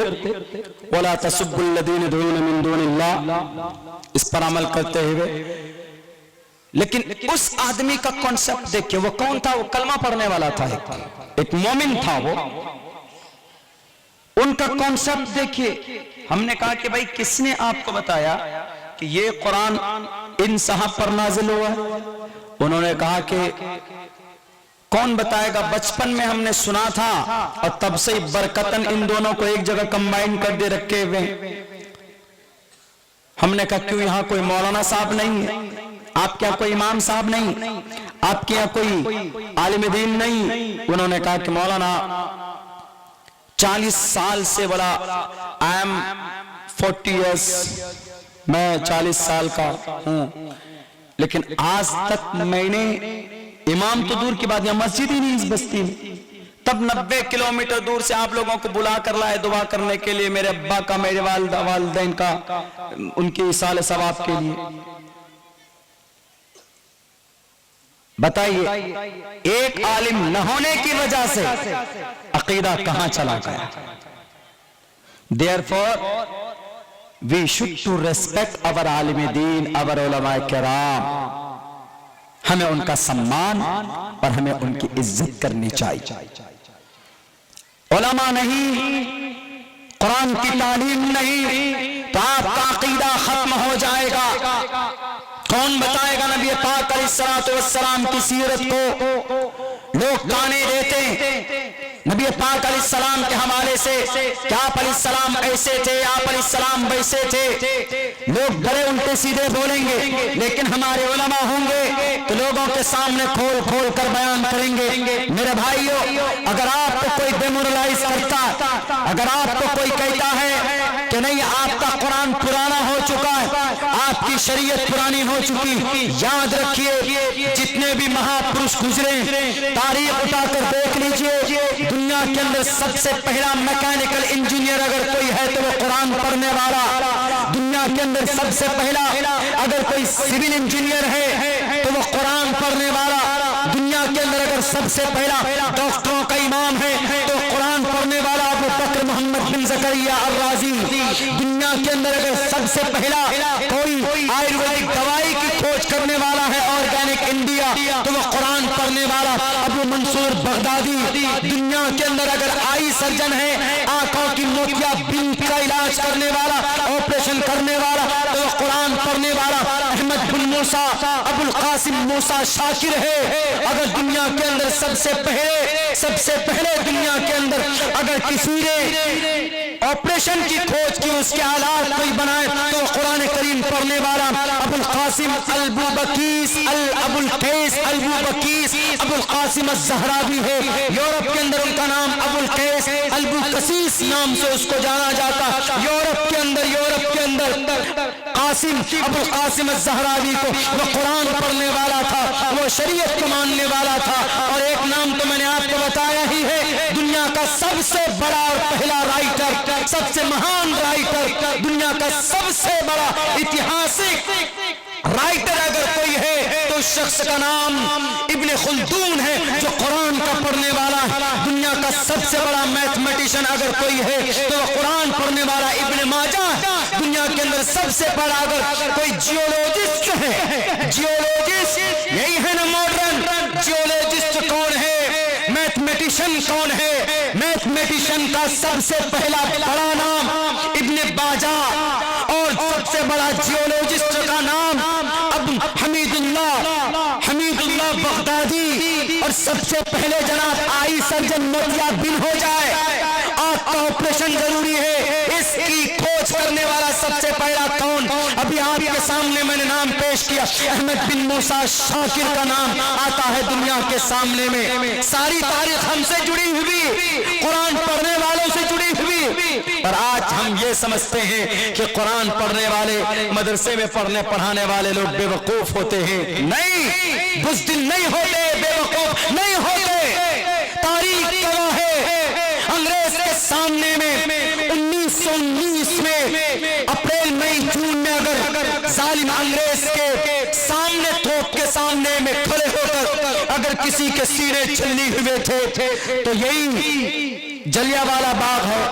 मैं गया 31 तारीख को वहां जलियांवाला बाग, मैंने फोटो भी वहां पर खींचे हैं। जलियांवाला बाग की तारीख यह है कि जब अंग्रेज पंजाब में, सुबह पंजाब में मार्शल लॉ नाफिज कर दिया कि कोई इंसान इधर से उधर नहीं जाए। उस वक्त का एक बड़ा जालिम फौजी था जिसको जनरल डायर बोलते हैं, अंग्रेजों का जनरल डायर। उसके सामने में यह खबर पहुंची कि जनरल डायर आज कॉन्फ्रेंस होने वाले, कहां? जलियांवाला बाग। इसी तरह से, बिल्कुल इसी तरह से गोल है, लेकिन इसका 3 गुना बड़ा है। जैसे ये पूरा यहां पे दिख रहा है, पूरा बाग है, घिरा हुआ है। एक रास्ता है 6 या 7 फीट का, मैं उसका फोटो वीडियो बना करके लाया हूं, मेरे मोबाइल में है। 6 या 7 फुट का है वो, एक ही रास्ता। लेकिन आजाद करने के लिए इस देश को 1919 में तकरीबन 15,000 लोग उस मार्शल लॉ कानून के खिलाफ वो उस जगह पर जमा हुए, उस फील्ड में जाकर जमा हुए। जनरल डायर को खबर लगी, जनरल डायर दिल्ली से 2 लाख फौज लेकर पहुंचता है कहां? अमृतसर में जहां गोल्डन टेम्पल है, स्वर्ण मंदिर है हमारे सिख भाइयों। मैं स्वर्ण मंदिर भी गया हूं, गोल्डन टेम्पल भी गया हूं। वो पूरी मंदिर सोने से बनाई उन्होंने बनाया हुआ। जब जलियांवाला बाग में हम गए, देखा हमने, वाकईतन जाने के बाद वहां रोना आता है देखकर। उस 15,000 मजमे को संबोधित करने वाले, देश को आजाद करने के लिए तकरीर करने वाले कौन थे वहां पर? मौलाना शौकत अली साहब। मौलाना शौकत अली साहिब वो थे वहां पर। 15,000 लोगों को संबोधित कर रहे हैं, तकरीर कर रहे हैं कि देश कैसे आजाद होगा, हम गुलामी नहीं कर सकते, यही सब बात चल रही होगी। जनरल डायर को खबर लगी, 2 लाख फौज लेकर पहुंचा और बिल्कुल गेट पर, जस्ट सामने में गेट पर मशीन गन लगाता है। मशीन गन लगाकर बिना कोई अनाउंसमेंट किए हुए गोलियां चलाना शुरू कर देता है। तकरीबन कई घंटे गोलियां चलती है, लोग भागते हैं वहां से। कुछ लोग ऐसे भी थे जो अपनी जान बचाने के लिए भी भाग रहे थे। बच्चे, औरतें दोनों कोने में जाएंगे, देखेंगे आज भी गोलियों के निशान है, वो सफेद चूने से इस तरीके से सर्कल किया हुआ गोलियों के निशान आज भी, उसका भी मैंने फोटो किया। और उसी जलियांवाला बाग में एक कुआं है, उस कुएं के अंदर कई सौ लोग कूद गए, वो कुआं भर जाता है लाशों से। इंसान की बॉडी, उसके ऊपर भी गोलियां चलाए ताकि जान बच सके, लेकिन अंग्रेज के मिशन को कामयाब नहीं होने दिया। जनरल डायर ने कहा, जब उसकी गोलियां खत्म हो गई तो जनरल डायर ने कहा कि लोगों सुनो, जो बच गए, जो जख्मी हैं उन्हें हॉस्पिटल ले जाने की जरूरत नहीं, जो मर गए उनको कफन दफन करने की भी इजाजत नहीं। मेरे भाइयों, पूरा बाग खून से लथपथ हो चुका था, लेकिन ये जोश, ये ताकत किसने दिलाई थी? There are 5, there are 4 pillars of our country. हमारी देश की चौथा स्तंभ मीडिया। इन मीडिया वालों से पूछो, इन बेईमानों से जो बेईमान हो चुके, अपनी जमीन को जिन्होंने बेच लिया, पूछो कि उस जलियांवाला बाग में तकरीर करके लोगों के खून को गरमा कर अंग्रेज के खिलाफ अपने आप को शहीद होने के लिए कुर्बान किया था, तो कौन था? वो एक आलिम दीन था, वो कुरान पढ़ने वाला था। 1500 लोग शहीद हो गए, लेकिन अंग्रेज के सामने झुके नहीं। अगर झूठ बोलता है अब्दुल्ला, तो जाओ, जलियांवाला बाग आज भी जिंदा। दोनों बाग के कोने में गोलियों के निशानात आज भी मौजूद है। उस रास्ते में तस्वीरें बना दी गई, जो जो लोग शहीद हुए थे। जनरल डायर को मानने वाला आखिर के अंदर में भगत सिंह था, उस भगत सिंह की तस्वीर भी बनी हुई है वहां पर। उस कुएं से जाकर पूछो, जो वहां के लाशों से भर गया था वो कुआं, उससे जाकर के पूछो कि इन कुरान पढ़ने वालों ने इस देश को क्या दिया। इन मदारिस के अंदर पढ़ने वाले, नबी की जिंदगी पर अमल करने वालों ने इस देश को क्या दिया। हम कभी भी गद्दारी नहीं करते, न मुल्क के साथ करते हैं, ना अल्लाह के साथ करते हैं। अगर हम शराब पीते हैं तो हम ये नहीं कहते कि अल्लाह तूने कहा शराब मत पी तो मैं पीऊंगा, नहीं। शराब पीता है शराबी, लेकिन दिल से अंदर से जरूर शर्मिंदा होता है कि हम गुनाह कर रहे हैं, हम गुनाह कर रहे हैं। दिल के अंदर कहीं ना कहीं उसको तकलीफ, या दिल के अंदर कहीं ना कहीं बुरा जरूर समझता है। यह गद्दारी अल्लाह से नहीं है कि अल्लाह कुछ कहता है और वो इंसान कुछ करता है, और हर धर्मी पर हर धर्मी भी करता है, जिद पर अड़ा रहता है कि नहीं अल्लाह का फरमान है तो है, मैं ऐसा करूंगा। ऐसा नहीं, हम गद्दार नहीं, हम लुटेरे नहीं। हम सिर्फ इतना जानते हैं कि हमारी नबी की जिंदगी के मुताबिक हम जिंदगी गुजारेंगे तो हम यहाँ पर भी कामयाब होंगे, हम वहां पर भी कामयाब होंगे। खामखा अलग तरफ शबाब सवालात लेकर लोगों के सामने में वो पैदा कर देते हैं, बर्निंग इश्यूज पैदा कर देते हैं, कभी मदारिस को लेकर, कभी नबी पाक अलैहिस्सलाम की शादी को लेकर, कभी जनाब वो पर्दे को लेकर और कभी अजान को लेकर। अच्छी बात है भाई, हम अजान देते हैं अल्लाह की, चूंकि अल्लाह के नबी का तरीका रहा है। अल्लाह किसी न किसी शक्ल में मोहम्मद रसूलुल्लाह के जमाने में सहाबा किराम को अल्लाह की तरफ से वही की गई कि नमाज पढ़नी है तो क्या करोगे भाई, इस तरीके से अजान दो। एक सहाबी को सपने में दिखा, मोहम्मद रसूलुल्लाह के पास गए, मोहम्मद रसूलुल्लाह ने कहा कि ठीक है अजान दो। हम अजान देते तो यूं नहीं देते, हमारे पास दलील मौजूद है कि अल्लाह के नबी अलैहिस्सलाम ने कहा कि बिलाल हबशी को बुलाओ और वह अजान देगा, और अजान हम देते अल्लाहु अकबर अल्लाहु अकबर। किसी की जिद में नहीं है कि फला अगर कुछ और कर रहा है इबादत के लिए तो हम अजान दे रहे नहीं। अजान हम इसलिए देते हैं अल्लाह की इबादत अदा, अल्लाह के लिए इबादत करें, नमाज पढ़ें, इसलिए अजान देते हैं। दलील सहाबा किराम की जिंदगी, अल्लाह के नबी की जिंदगी। नमाज इसलिए पढ़ते, कुरान ने कहा। ज़कात इसलिए करते देते, कुरान ने कहा। खाने से पहले हाथ इसलिए धोते हैं कि अल्लाह के नबी का तरीका। वजू इसलिए करते हैं कि नमाज पढ़ने से पहले वजू का तरीका, पाक होना जरूरी है, इसलिए वजू करते हैं। और कोई चीज हम ईमान वाले, हम कलमा पढ़ने वाले ऐसा नहीं है कि जो अपने मन से अपनी मर्जी से करें, और हमारा मकसद सिर्फ यही होता है कि हमारा अल्लाह राजी हो जाए। जैसे हमारे हिंदू भाइयों, आप लोग अभी दुर्गा पूजा चला, उसमें दुर्गा माता के लिए नवरात्रि में अपने व्रत रखे। नवरात्रों में हमारी माए बहनें व्रत रखती है। अभी छठ का पूजा चला, उसमें 36 घंटे का व्रत रखा। उनका कॉन्सेप्ट सिर्फ यह है कि उनका ईश्वर राजी हो जाए, उनका कॉन्सेप्ट है। हमारा कॉन्सेप्ट भी तो यही है ना। हमारा कॉन्सेप्ट किताब में मज़कूर है, किसी गुरु के कहने पर नहीं, साफ साफ स्पष्ट लफ्जों के अंदर मौजूद है कि तुम्हें रमजान में 30 दिन के रोजे रखने। या अय्युहल्लज़ीना आमनू कुतिबा अलैकुमुस्सियाम, तुम्हें 24 घंटे में 5 वक्त की नमाज पढ़नी है। अकीमुस्सलाह, नमाज कायम करो। इन्नस्सलाता कानत अलल मुमिनीना किताबन मौक़ूता, मुकर्ररा वक्त में नमाज फर्ज है। नमाज नहीं पढ़ोगे, सुस्ती करोगे तो भी जहन्नम में जाओगे। फवैलुल लिल मुसल्लीन अल्लज़ीना हुम अन सलातिहिम साहून, जो उद्योगपति आदमी हैं, दौलत वाले हैं, उनके ऊपर ज़कात फर्ज है, वातुज़ ज़कात। और जो दौलत वाले हैं उन पर हज भी फर्ज है, वातिम्मुल हज्ज वल उम्रता लिल्लाह। दलील है हमारे पास। इन दलाइल पर, अल्लाह के ऑर्डर पर अमल करने के लिए हम लोग करते, वरना हम और किसी के कहने पर नहीं कर सकते।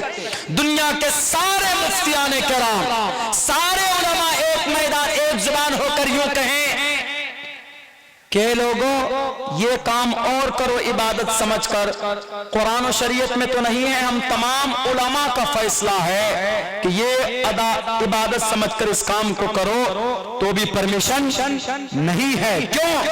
क्योंकि कुरान और शरीयत में नहीं, ना किसी भी एतबार से कुरान और शरीयत में है ही नहीं, हमारे शरीयत में नहीं है, हमारे पूर्वज ने नहीं किया, अकाबिरीन उम्मत ने नहीं किया, सहाबा ने नहीं किया। We are not able to do, we can not do this thing, हम उसको नहीं कर सकते।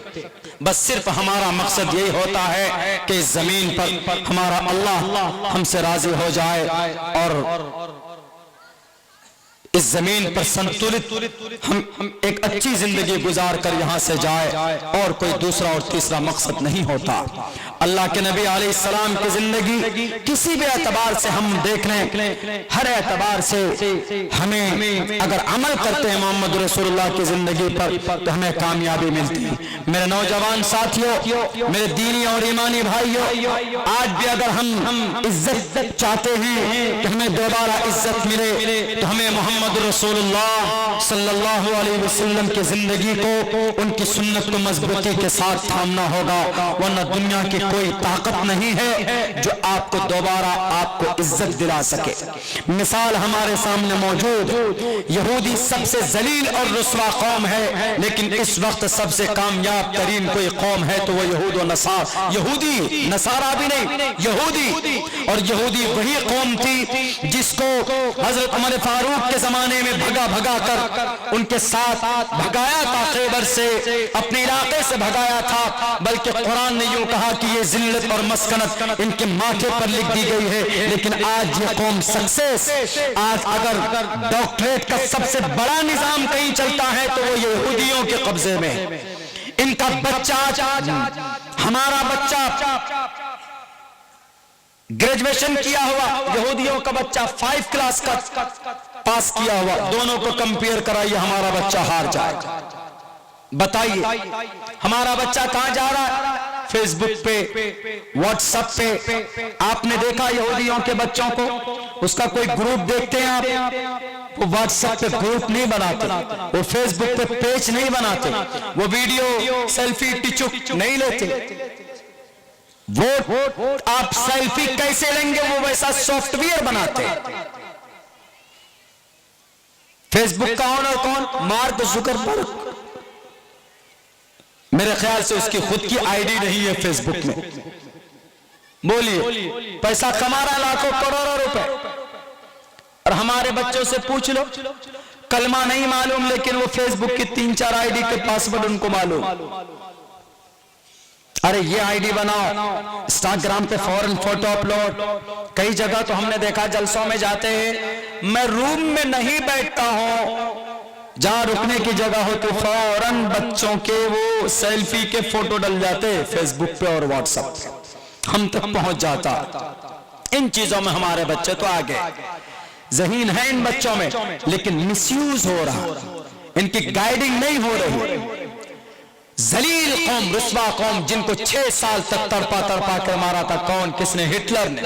आज वो दुनिया के यूनाइटेड नेशन, अक़वाम मुत्तहिदा, उसका चेयरमैन कोई है, उसके अंदर सबसे बड़े पोस्ट पर कोई अधिकारी है, यहूदी नस्ल।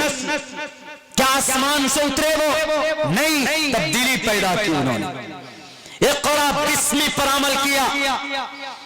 हमारे बच्चे नहीं अमल करते, हमारे बच्चे नहीं। मेरे भाइयों, मेरे मुसलमानों, मैं आपको एजुकेशन कुरान के साथ साथ, अकीदे के साथ साथ कहता हूं, आप अपने बच्चे को अंग्रेजी भी पढ़ाइए। ऐसा नहीं कि अंग्रेजी मीडियम में पढ़ाएंगे तो बच्चा हमारा मुर्तद हो जाएगा, गलत अफवाह है। मैं खुद I am running A small school and this school is based English medium.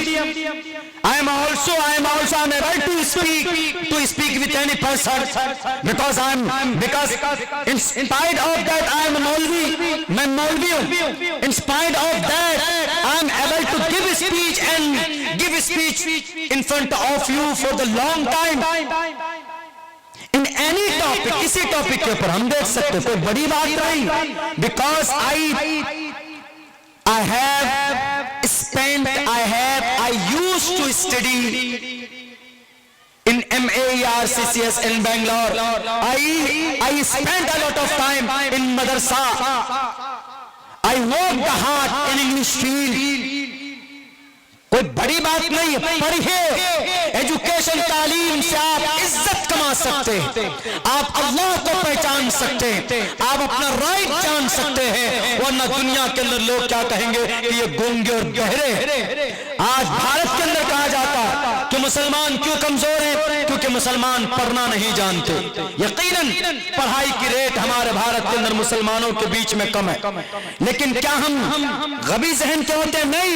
अभी आपके सामने मैंने बताया ना, अभी आपके सामने ऑपरेशन करने वाला डॉक्टर मजबूर है, जब तक वो अबुल कासिम ज़हरावी की तारीख नहीं पढ़ेगा, अबुल कासिम ज़हरावी की किताब नहीं पढ़ेगा। कौन था वो? कलमा पढ़ने वाला था वो। दुनिया के सारे डॉक्टर गुलाम किनके? अबुल कासिम ज़हरावी के। हम कमजोर नहीं हैं।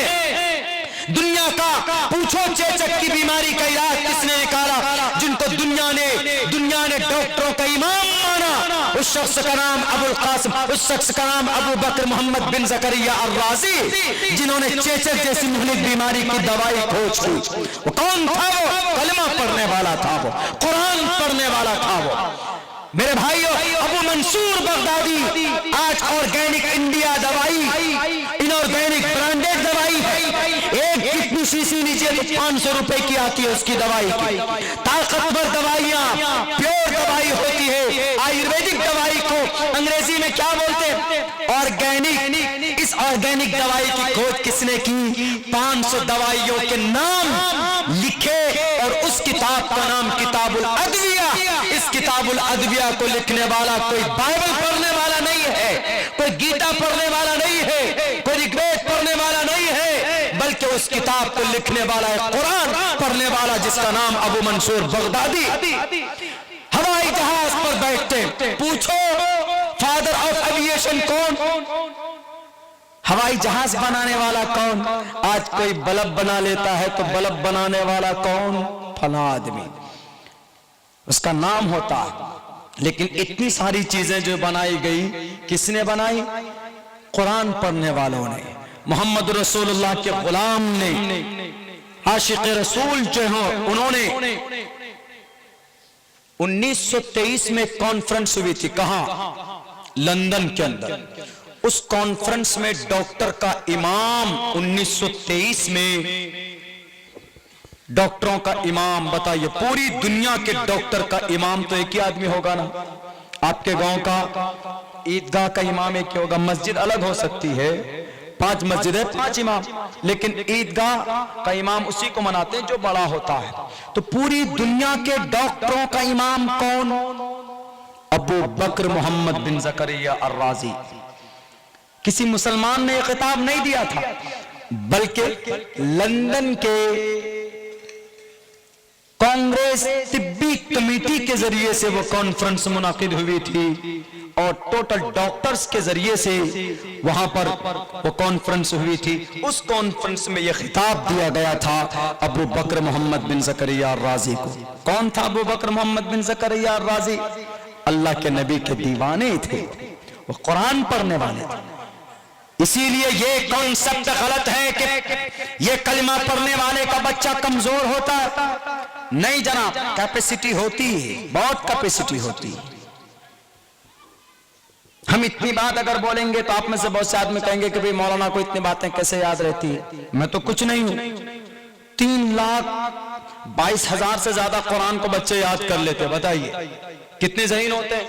जो बच्चा 3 लाख से कहीं ज्यादा अल्फाज अपने सीने में बसा ले, क्या वो यूपीएससी की तैयारी नहीं कर सकता? नीट क्रैक किया ना भी 3 हाफिज कुरान, 3 ने तो अच्छा रैंक लाया।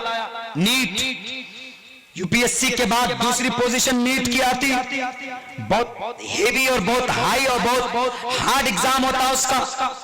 किसने? कुरान पढ़ने वालों ने। इन बच्चों की सही परवरिश की जरूरत है, सही तरबियत की जरूरत है। अगर ये बच्चे सही लाइन पर आएंगे, सही तरबियत होगी, तो इंशाअल्लाह तबारक व तआला गांव में भी इनकलाब होगा, समाज में भी होगा, स्टेट में भी होगा, पूरे मुल्क में होगा, पूरी दुनिया के अंदर होगा।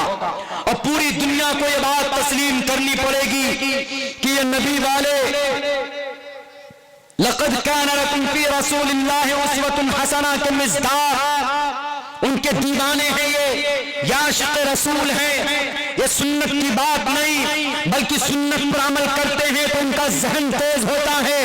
फिर लोग आपकी सुन्नत को खोज खोज कर पैरवी करेंगे, फिर लोग मानेंगे इस बात को कि नहीं जनाब हम ही गलत थे, हमने तो कहा था कि नहीं नबी कैसे जा सकते हैं आसमान को फाड़ कर वहां अर्श मुअल्ला पर, उन्होंने झूठा करार दे दिया था। लेकिन जब लोग चांद पर गए तो उन्होंने कहा कि जब हम चांद पर जा सकते हैं तो नबी क्यों नहीं अर्श मुअल्ला पर जा सकते हैं।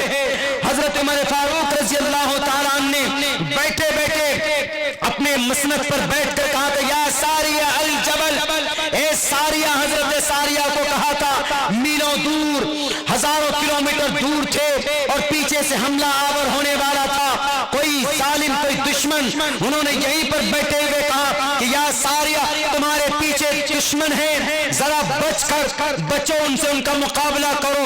लोगों के सामने जब ये हदीस रखी जाती है तो इन मुसलमानों इस हदीस के खिलाफ बात होने लगी कि ऐसा कैसे हो सकता है, ये कैसे पॉसिबल है कि एक आदमी यहाँ बैठा हुआ हो, 500-1000 किलोमीटर दूर आवाज कैसे पहुंचाई जा सकती, कैसे पहुंच सकती। दुनिया ने नहीं माना, लेकिन जब व्हाट्सएप आ गया तो दुनिया ने मान लिया कि व्हाट्सएप में हम चंद सेकंड में अपना फोटो यहाँ खींचते हैं और उस फोटो को भेज देते, कहा दुबई और कुवैत भेज देते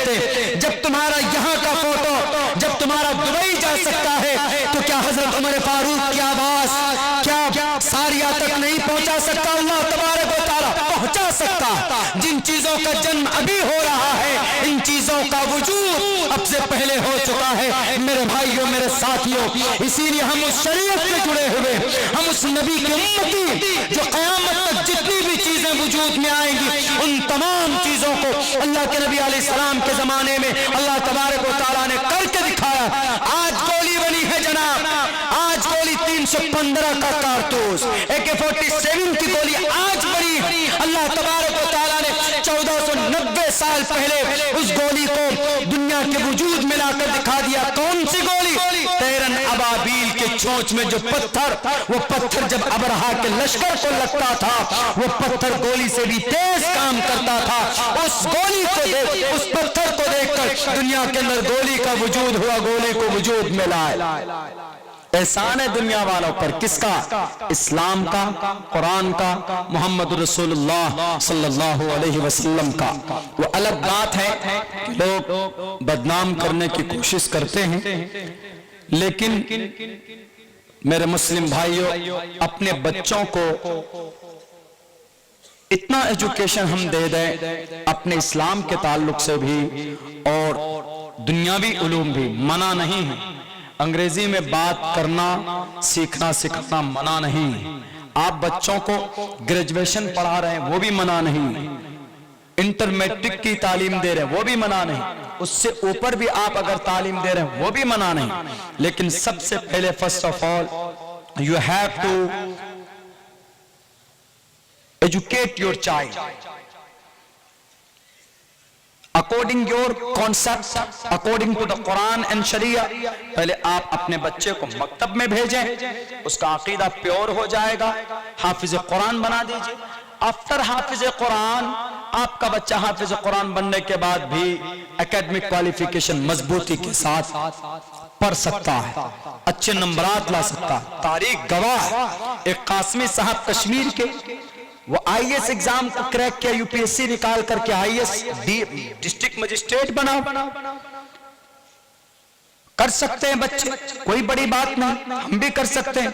इसको यूं ना समझे कि नहीं जनाब हमारा बच्चा अंग्रेजी बोलेगा, अंग्रेज का गुलाम बन जाएगा। बिल्कुल नहीं, अंग्रेजी जुबान अंग्रेज की बाकी नहीं, सारी जुबानें अल्लाह की। इख्तिलाफ अल्सिनतिकुम व अल्वानिकुम, अंग्रेजी जुबान हो कि हिंदी या अरबी जुबान, ये सारी जुबान अल्लाह की। हाँ, कुछ जुबानें ऐसी हैं जो कई जुबान से मिलकर के तैयार हुई, जैसे उर्दू है। कहा जाता है कि 16 लैंग्वेज से कट कर तब ये उर्दू जुबान वजूद में आई। कहां बनी, कहां पली बड़ी, कहां जवान हुई, वो एक अलग तारीख है। लेकिन जुबान मैटर नहीं करता कि आप अपने बच्चा, आपका बच्चा कौन सी जुबान में तालीम हासिल कर रहा है। लेकिन बस याद रहे अकीदा, द फर्स्ट ऑफ ऑल अकीदा, कॉन्सेप्ट जरूरी है। कॉन्सेप्ट बच्चे का अकीदा कुरान सुन्नत के मुताबिक होना चाहिए। किसी भी फील्ड में जाए बच्चा, कहीं पर भी जाए, डॉक्टर बने कि इंजीनियर बने कि बच्चा पायलट बने।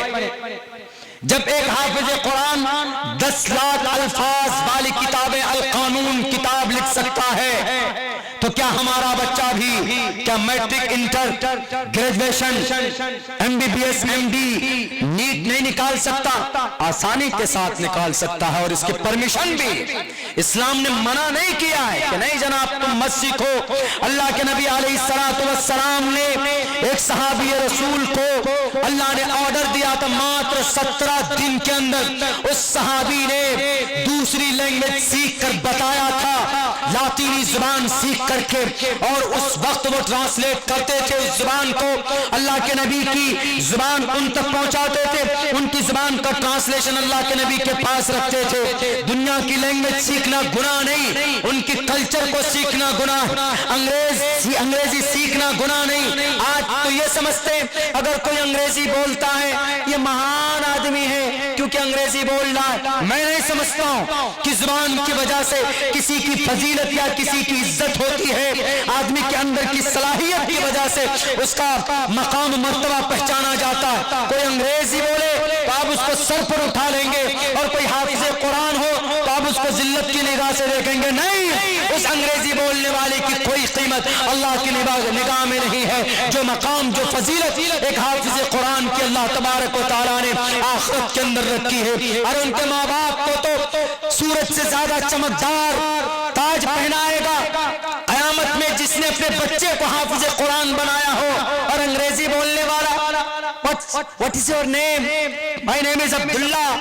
Please tell me, introduce yourself. My name is Abdullah. I have 4 brothers. I have 3 sisters. I have mother and father. और कहेंगे I belong to Simanchal. I completed my Fazira course from Darul Deoband. And right now I am speaking in front of you. I am a student of English. I am a student of IS of Islam. I am a student of Sanskrit language.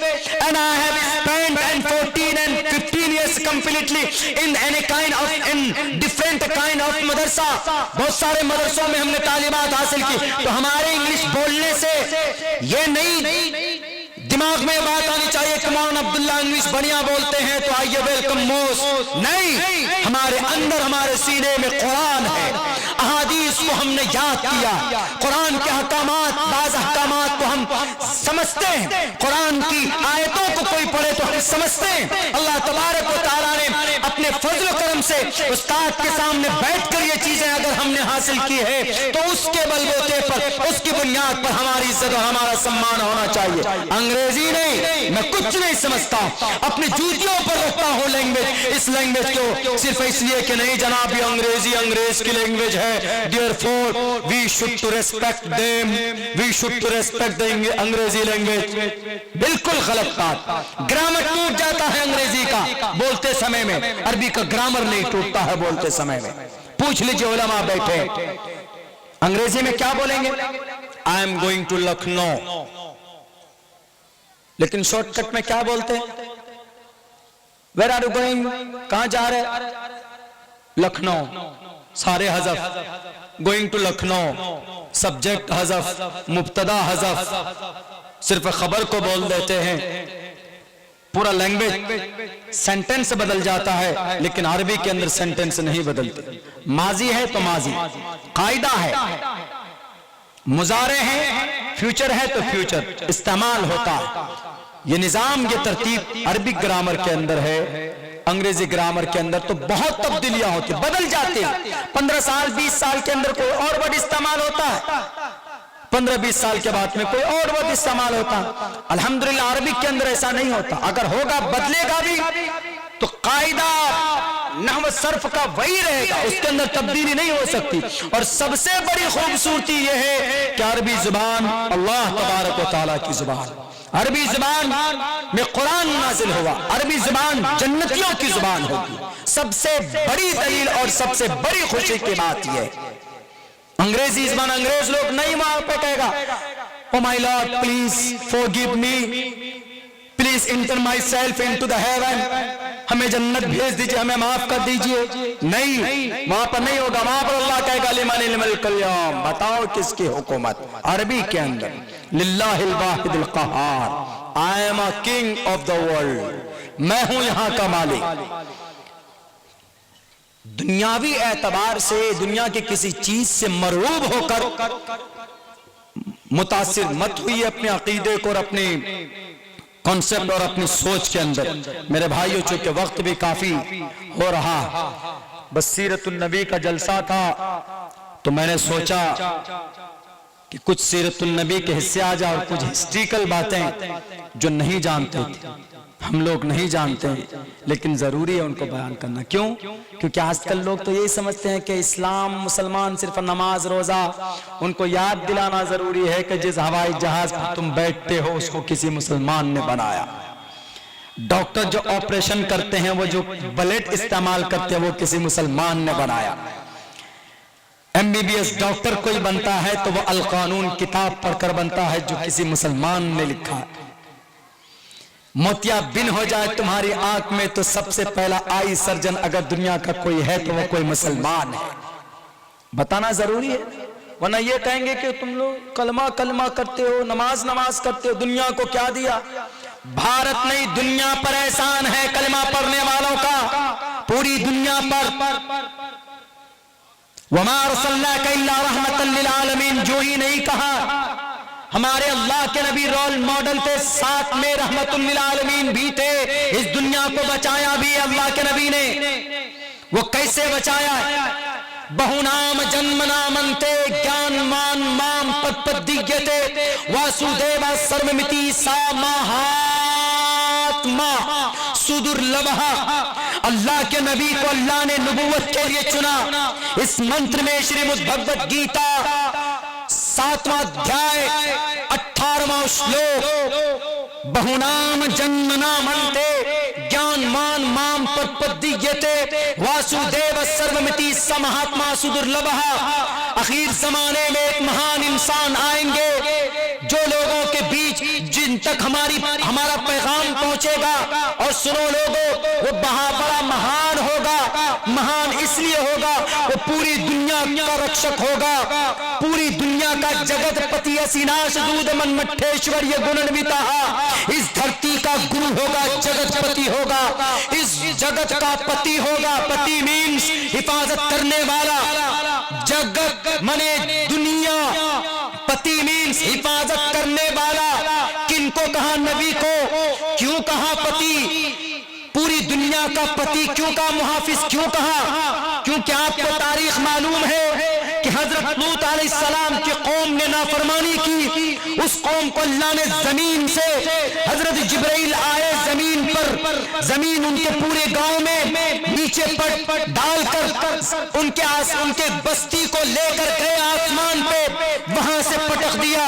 हजरत लूत अलैहिस्सलाम की कौम तबाह बर्बाद हो गई। ऊपर को नीचे, नीचे को ऊपर कर दिया। फजअलना अलैहा साफिलहा वमतरना अलैहिम हिजारतम मिन सिज्जीलिम मंजूर। कुरान करीम के अंदर मौजूद है। हजरत शुएब अलैहिस्सलाम की कौम को अल्लाह तबारक व तआला ने आग की बारिश की पूरी कौम तबाह हो गई। कौम आद की तारीख उठा लो, कौम समूद की तारीख उठाकर देख लो, सारी कौमें तबाह बर्बाद हो गई।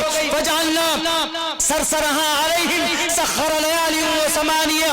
आप कुरान पढ़िए, आपको बहुत से मकामात के ऊपर इसकी मिसालें मिल जाएंगी कि कई अंबिया के पूरी की पूरी कौम को अल्लाह ने तबाह कर दिया। बनी इस्राइल को बंदर बनाया, खिंजीर बना दिया, कुनु क़िरदतन खासीन। अल्लाह तबारक व तआला ने कई अंबिया की कौम को जमीन से उनका नामो निशान मिटा दिया। लेकिन कुर्बान जाओ मेरे भाइयों, अल्लाह के नबी को यूं ही नहीं कहा जगतपति असिनाश दूध मन मठेश्वर्य गुणान्वितः, इस दुनिया के मुहाफिज होंगे।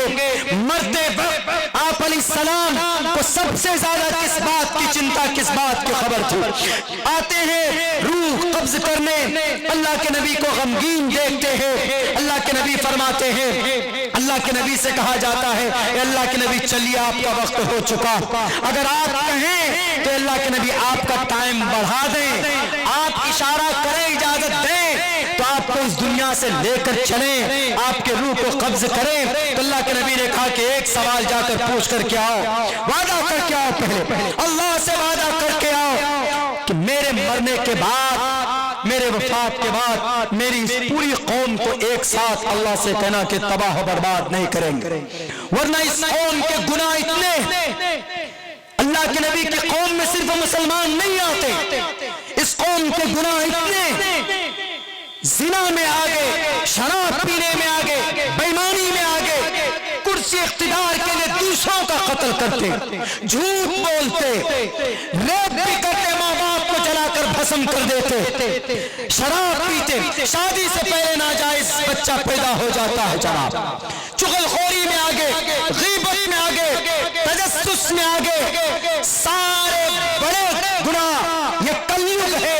पूछो हिंदू भाइयों से कि सबसे ज्यादा गुनाह कब होगा? कलयुग में होगा। सतयुग, त्रेता युग, द्वापर युग, कलयुग में होगा। ये कलयुग का जमाना चल रहा है। इस जमाने में अल्लाह के नबी को एक ही चिंता है, एक ही फिक्र है कि अल्लाह मेरे जाने के बाद इस कौम को एक साथ तबाह बर्बाद नहीं करना। इसीलिए अल्लाह तबारक व तआला, बाज़ उलमा ने कहा, वमा अर्सलनाका इल्ला रहमतल लिल आलमीन। सारी कौम के गुनाह, सारे अंबिया के, कुछ अंबिया के उनकी कौम गुनाह करती थी तो अल्लाह तबारक व तआला उसको वक्ती तौर पर उसी वक्त हलाक कर देते थे, उसी वक्त हलाक करते थे। लेकिन अल्लाह के नबी की जात पर कुर्बान जाइए कि अल्लाह के नबी अलैहिस्सलातु वस्सलाम की वजह से इस कौम को अल्लाह ने एक वक्त में in one time at a time हलाक को बर्बाद नहीं किया, बल्कि छूट देता है। जाओ, किस वजह से? नबी के सदक़े में, मोहम्मद रसूलुल्लाह सल्लल्लाहु अलैहि वसल्लम के सदक़े में। वरना हम तो इतने गुनाह करते, बनी इस्राइल से ज्यादा गुनाह हमारे जो बंदर बने, कौम लूत से ज्यादा बुरा फैल इस कौम में होता। लेकिन अल्लाह ने आसमान पे ले जाकर नहीं परखा। कौम आद, कौम समूद, डंडी नहीं मारते हम लोग, मारते नाप तोल में गड़बड़ी नहीं करते। हजरत शुएब अलैहिस्सलाम की कौम यही गुनाह, यही गलती करती थी। अंगारों से, बादल से, गर्मी थी, देखा कि एक बादल है, बादल आ रहा है, सब लोग उसके अंदर घुस गए, जाकर के बारिश होगी, पानी की बारिश होगी। अल्लाह ने अंगारों की बारिश कर दी, सब जलकर भस्म हो गए। हजरत नूह अलैहिस्सलाम की कौम 80-82 लोगों के अलावा सबको डुबोकर मार दिया। क्यों? बगावत, मखालफत। आज जो ये कौम मौजूद है ना दुनिया में, बल्कि ये दुनिया बाकी है तो मोहम्मद रसूलुल्लाह की दुआ की वजह से, उनके सदक़े में भी बाकी है, वरना कब के खत्म हो जाते। इसीलिए खुदा के वास्ते मीडिया वालों, मोहम्मद रसूलुल्लाह के शान में ज्यादा गुस्ताखियां मत करो। हम तो कुछ नहीं कर सकते, वी आर हेल्पलेस, बिकॉज हम जालिम नहीं हैं। लेकिन ईश्वर कभी नहीं छोड़ेगा तुम्हें। वो अल्लाह सर्वशक्तिमान, देव महान,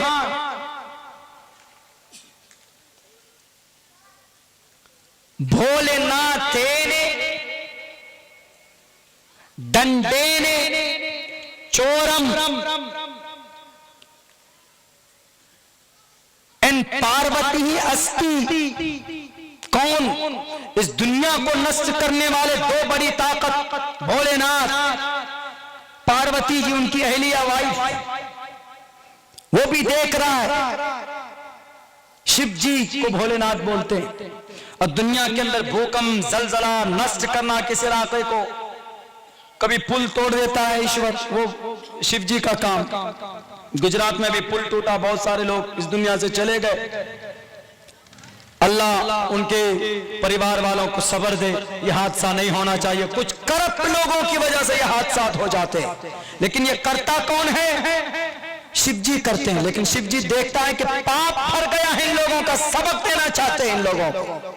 अच्छे काम करोगे तो सुकून के साथ रहोगे, खुद भी रहोगे और दूसरे भी सुकून के साथ रहेंगे। इसीलिए जरूरी है आज के जमाने में मोहम्मद रसूलुल्लाह सल्लल्लाहु अलैहि वसल्लम के सुन्नत और तरीके के मुताबिक जिंदगी गुजारने का। मेरे भाइयों, आज तकरीबन आपके इस बस्ती में दूर दराज से भी काफी लोग आए हैं और मैं समझता हूं कि सीरतुन नबी के ताल्लुक से हमारे उलमा ने जो बातें आपके सामने रखी है वो हम सबको उस पर अमल करना चाहिए। सबसे ज्यादा जलसा इसी कौम में, जलसा किसी और कौम में नहीं। हमारे हिंदू भाई सत्संग करते हैं। अभी हमारे हिंदू भाइयों का भी कोई त्योहार चल रहा है, ये लोग भी करते हैं, लेकिन माइक में पढ़ते हैं। हम तो यूं कहेंगे कि उनको समझाइए भी, उनको समझाइए लोगों को कि राम ने क्या कहा, कृष्ण जी ने क्या कहा, उनको समझाइए। सिर्फ माइक पे कैसेट लगाकर बोल देने से कोई फरीजा अदा नहीं हो जाता, सुन लेने से नहीं। जैसे हम यहाँ बैठकर कहते अल्हम्दुलिल्लाहि रब्बिल आलमीन अर्रहमानिर रहीम मालिक यौमिद्दीन इय्याका नअबुदु व इय्याका नस्तईन इहदिनस सिरातल मुस्तकीम सिरातल लज़ीना अनअमता अलैहिम गैरिल मग़ज़ूबि अलैहिम वलज़्ज़ालिन। सुनने वाले को सवाब मिल जाता है। क्या बयान किया अल्लाह ने अल्हम्दुलिल्लाह से लेकर गैरिल मग़ज़ूबि अलैहिम वलज़्ज़ालिन, एक जुस्तजू है। बयान क्या किया तब बताना चाहिए। उलमा हमारे बताते भी अल्हम्दुलिल्लाहि रब्बिल आलमीन का मतलब तमाम तारीफ उस अल्लाह के लिए है जो दोनों जहान का रब है। समझ में आता है।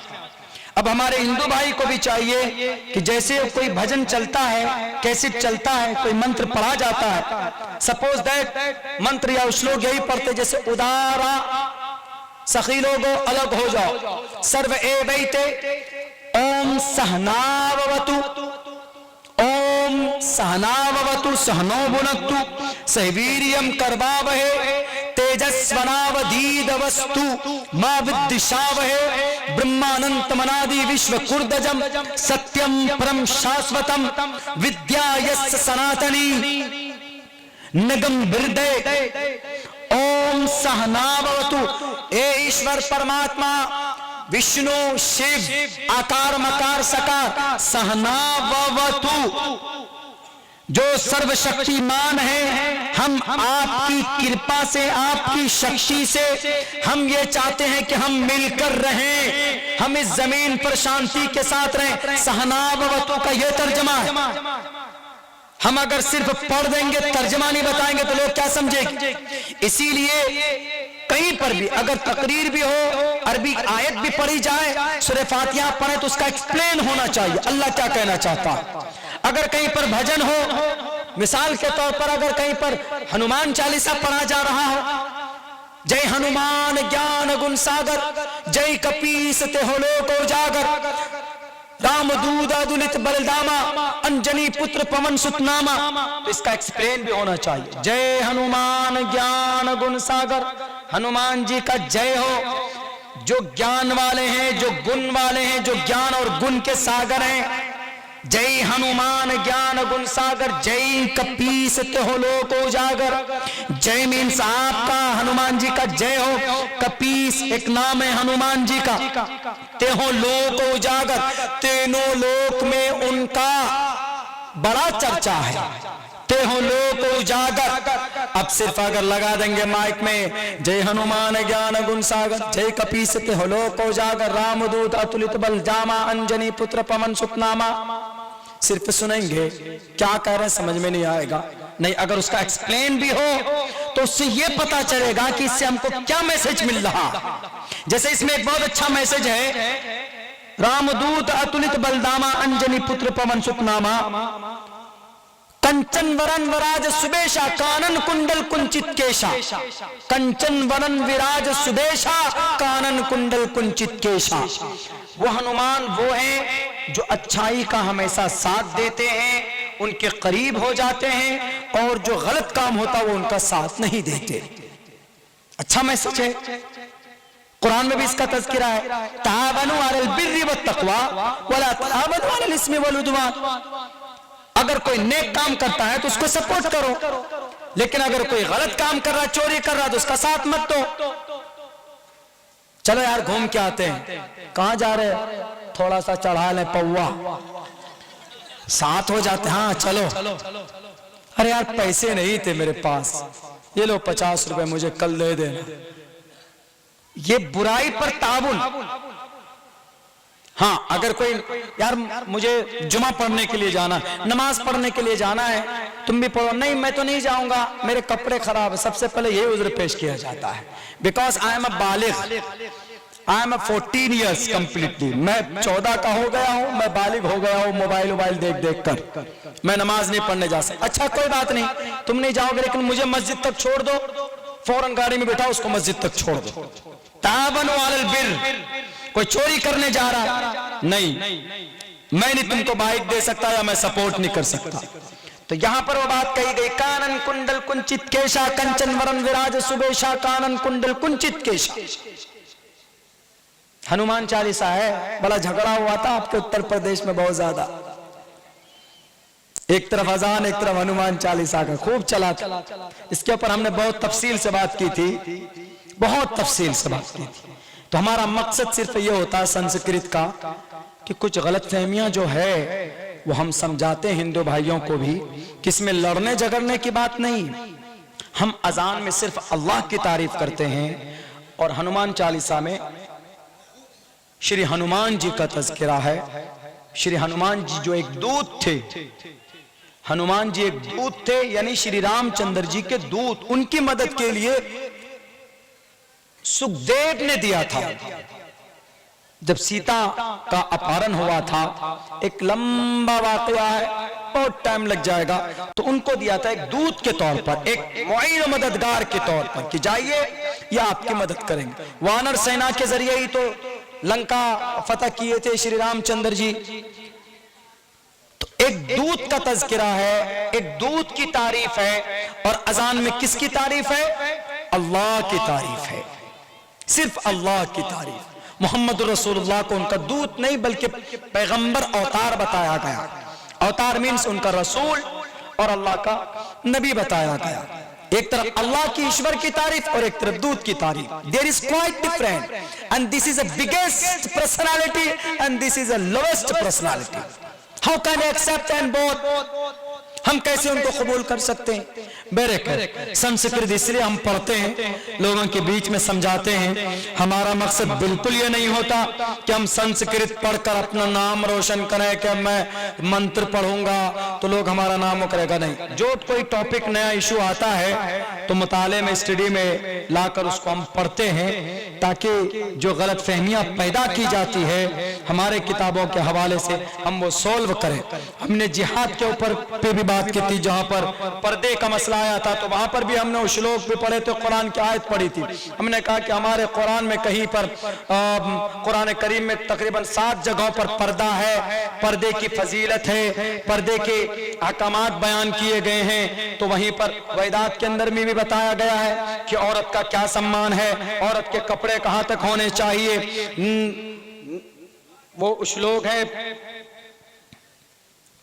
संस्कृत जो अल्फाज है बहुत ज्यादा हार्ड होते, बहुत जल्दी उसको भूल जाते हैं कि जिस घर में औरत हो वहां पर उसका सम्मान होता है, नारी हो जिस घर के अंदर वहां उसका सम्मान होता है, बल्कि उसको माँ की तरह रखो। कुरान करीम में यही मैसेज है। हम ये नहीं कहेंगे कि भाई उसके अंदर है तो इसीलिए कुरान में नहीं। कुरान एक ऐसी किताब है कि इसके अहकामात तकरीबन दुनिया की बहुत सारी मजबूत किताबों के अंदर मौजूद है, बहुत सारी मजबूत किताबों के अंदर मौजूद है। आदि ग्रंथ में भी मौजूद है कुरान के अहकामात, बाइबल में तो सैकड़ों जगह पर है, ऋग्वेद में भी है, यजुर्वेद में भी है, सामवेद में भी है, अथर्ववेद में भी है, यहाँ तक कि गीता जो 2700 साल पहले उसमें भी कुरान पर एतराज कर दिया कि कुरान में आपके जिहाद है, लड़ाई है, झगड़ा है। हमने कहा कि लड़ाई झगड़ा तो गीता में भी है। महाभारत में जब हुआ, कृष्ण जी ने कहा था अर्जुन को, शुद्रो हृदय दौड़ बढ़ लिया मैं उठाओ और लड़ो, मुकाबला करो कौरवों का। पांडवों के बड़े भाई अर्जुन को कहा था श्री कृष्ण जी ने। कौन थे कृष्ण जी? ईश्वर थे, अवतार थे, वो विष्णु के 8वें अवतार थे। तो हमारा मकसद सिर्फ यही होता है, बैलेंस बाकी रख करके हमारे इस देश में हमारे सनातन धर्मी भाई है, ताकि उनको पता चले कि उनकी किताब में वो बातें हैं जिन पर मुसलमान अमल करते हैं, जिन पर मुसलमानों का अकीदा है वही सेम अकीदा बहुत सारी उनकी ऑथेंटिक किताबों के अंदर मौजूद है, जो उनको समझना चाहिए, उनको जानना चाहिए और उन पर भी अमल करना चाहिए। मेरे भाइयों, बहुत बहुत शुक्रिया, जज़ाकल्लाह। आपने दावत दी, यहाँ तक पहुँचे और आपने हमारी बातें सुनी। अल्लाह से दुआ कीजिए कि अल्लाह तबारक व तआला कहने सुनने से ज़्यादा हम तमाम मुसलमानों को उस पर अमल की तौफीक अता फरमाए। बहुत बहुत शुक्रिया। अस्सलामु अलैकुम व रहमतुल्लाह।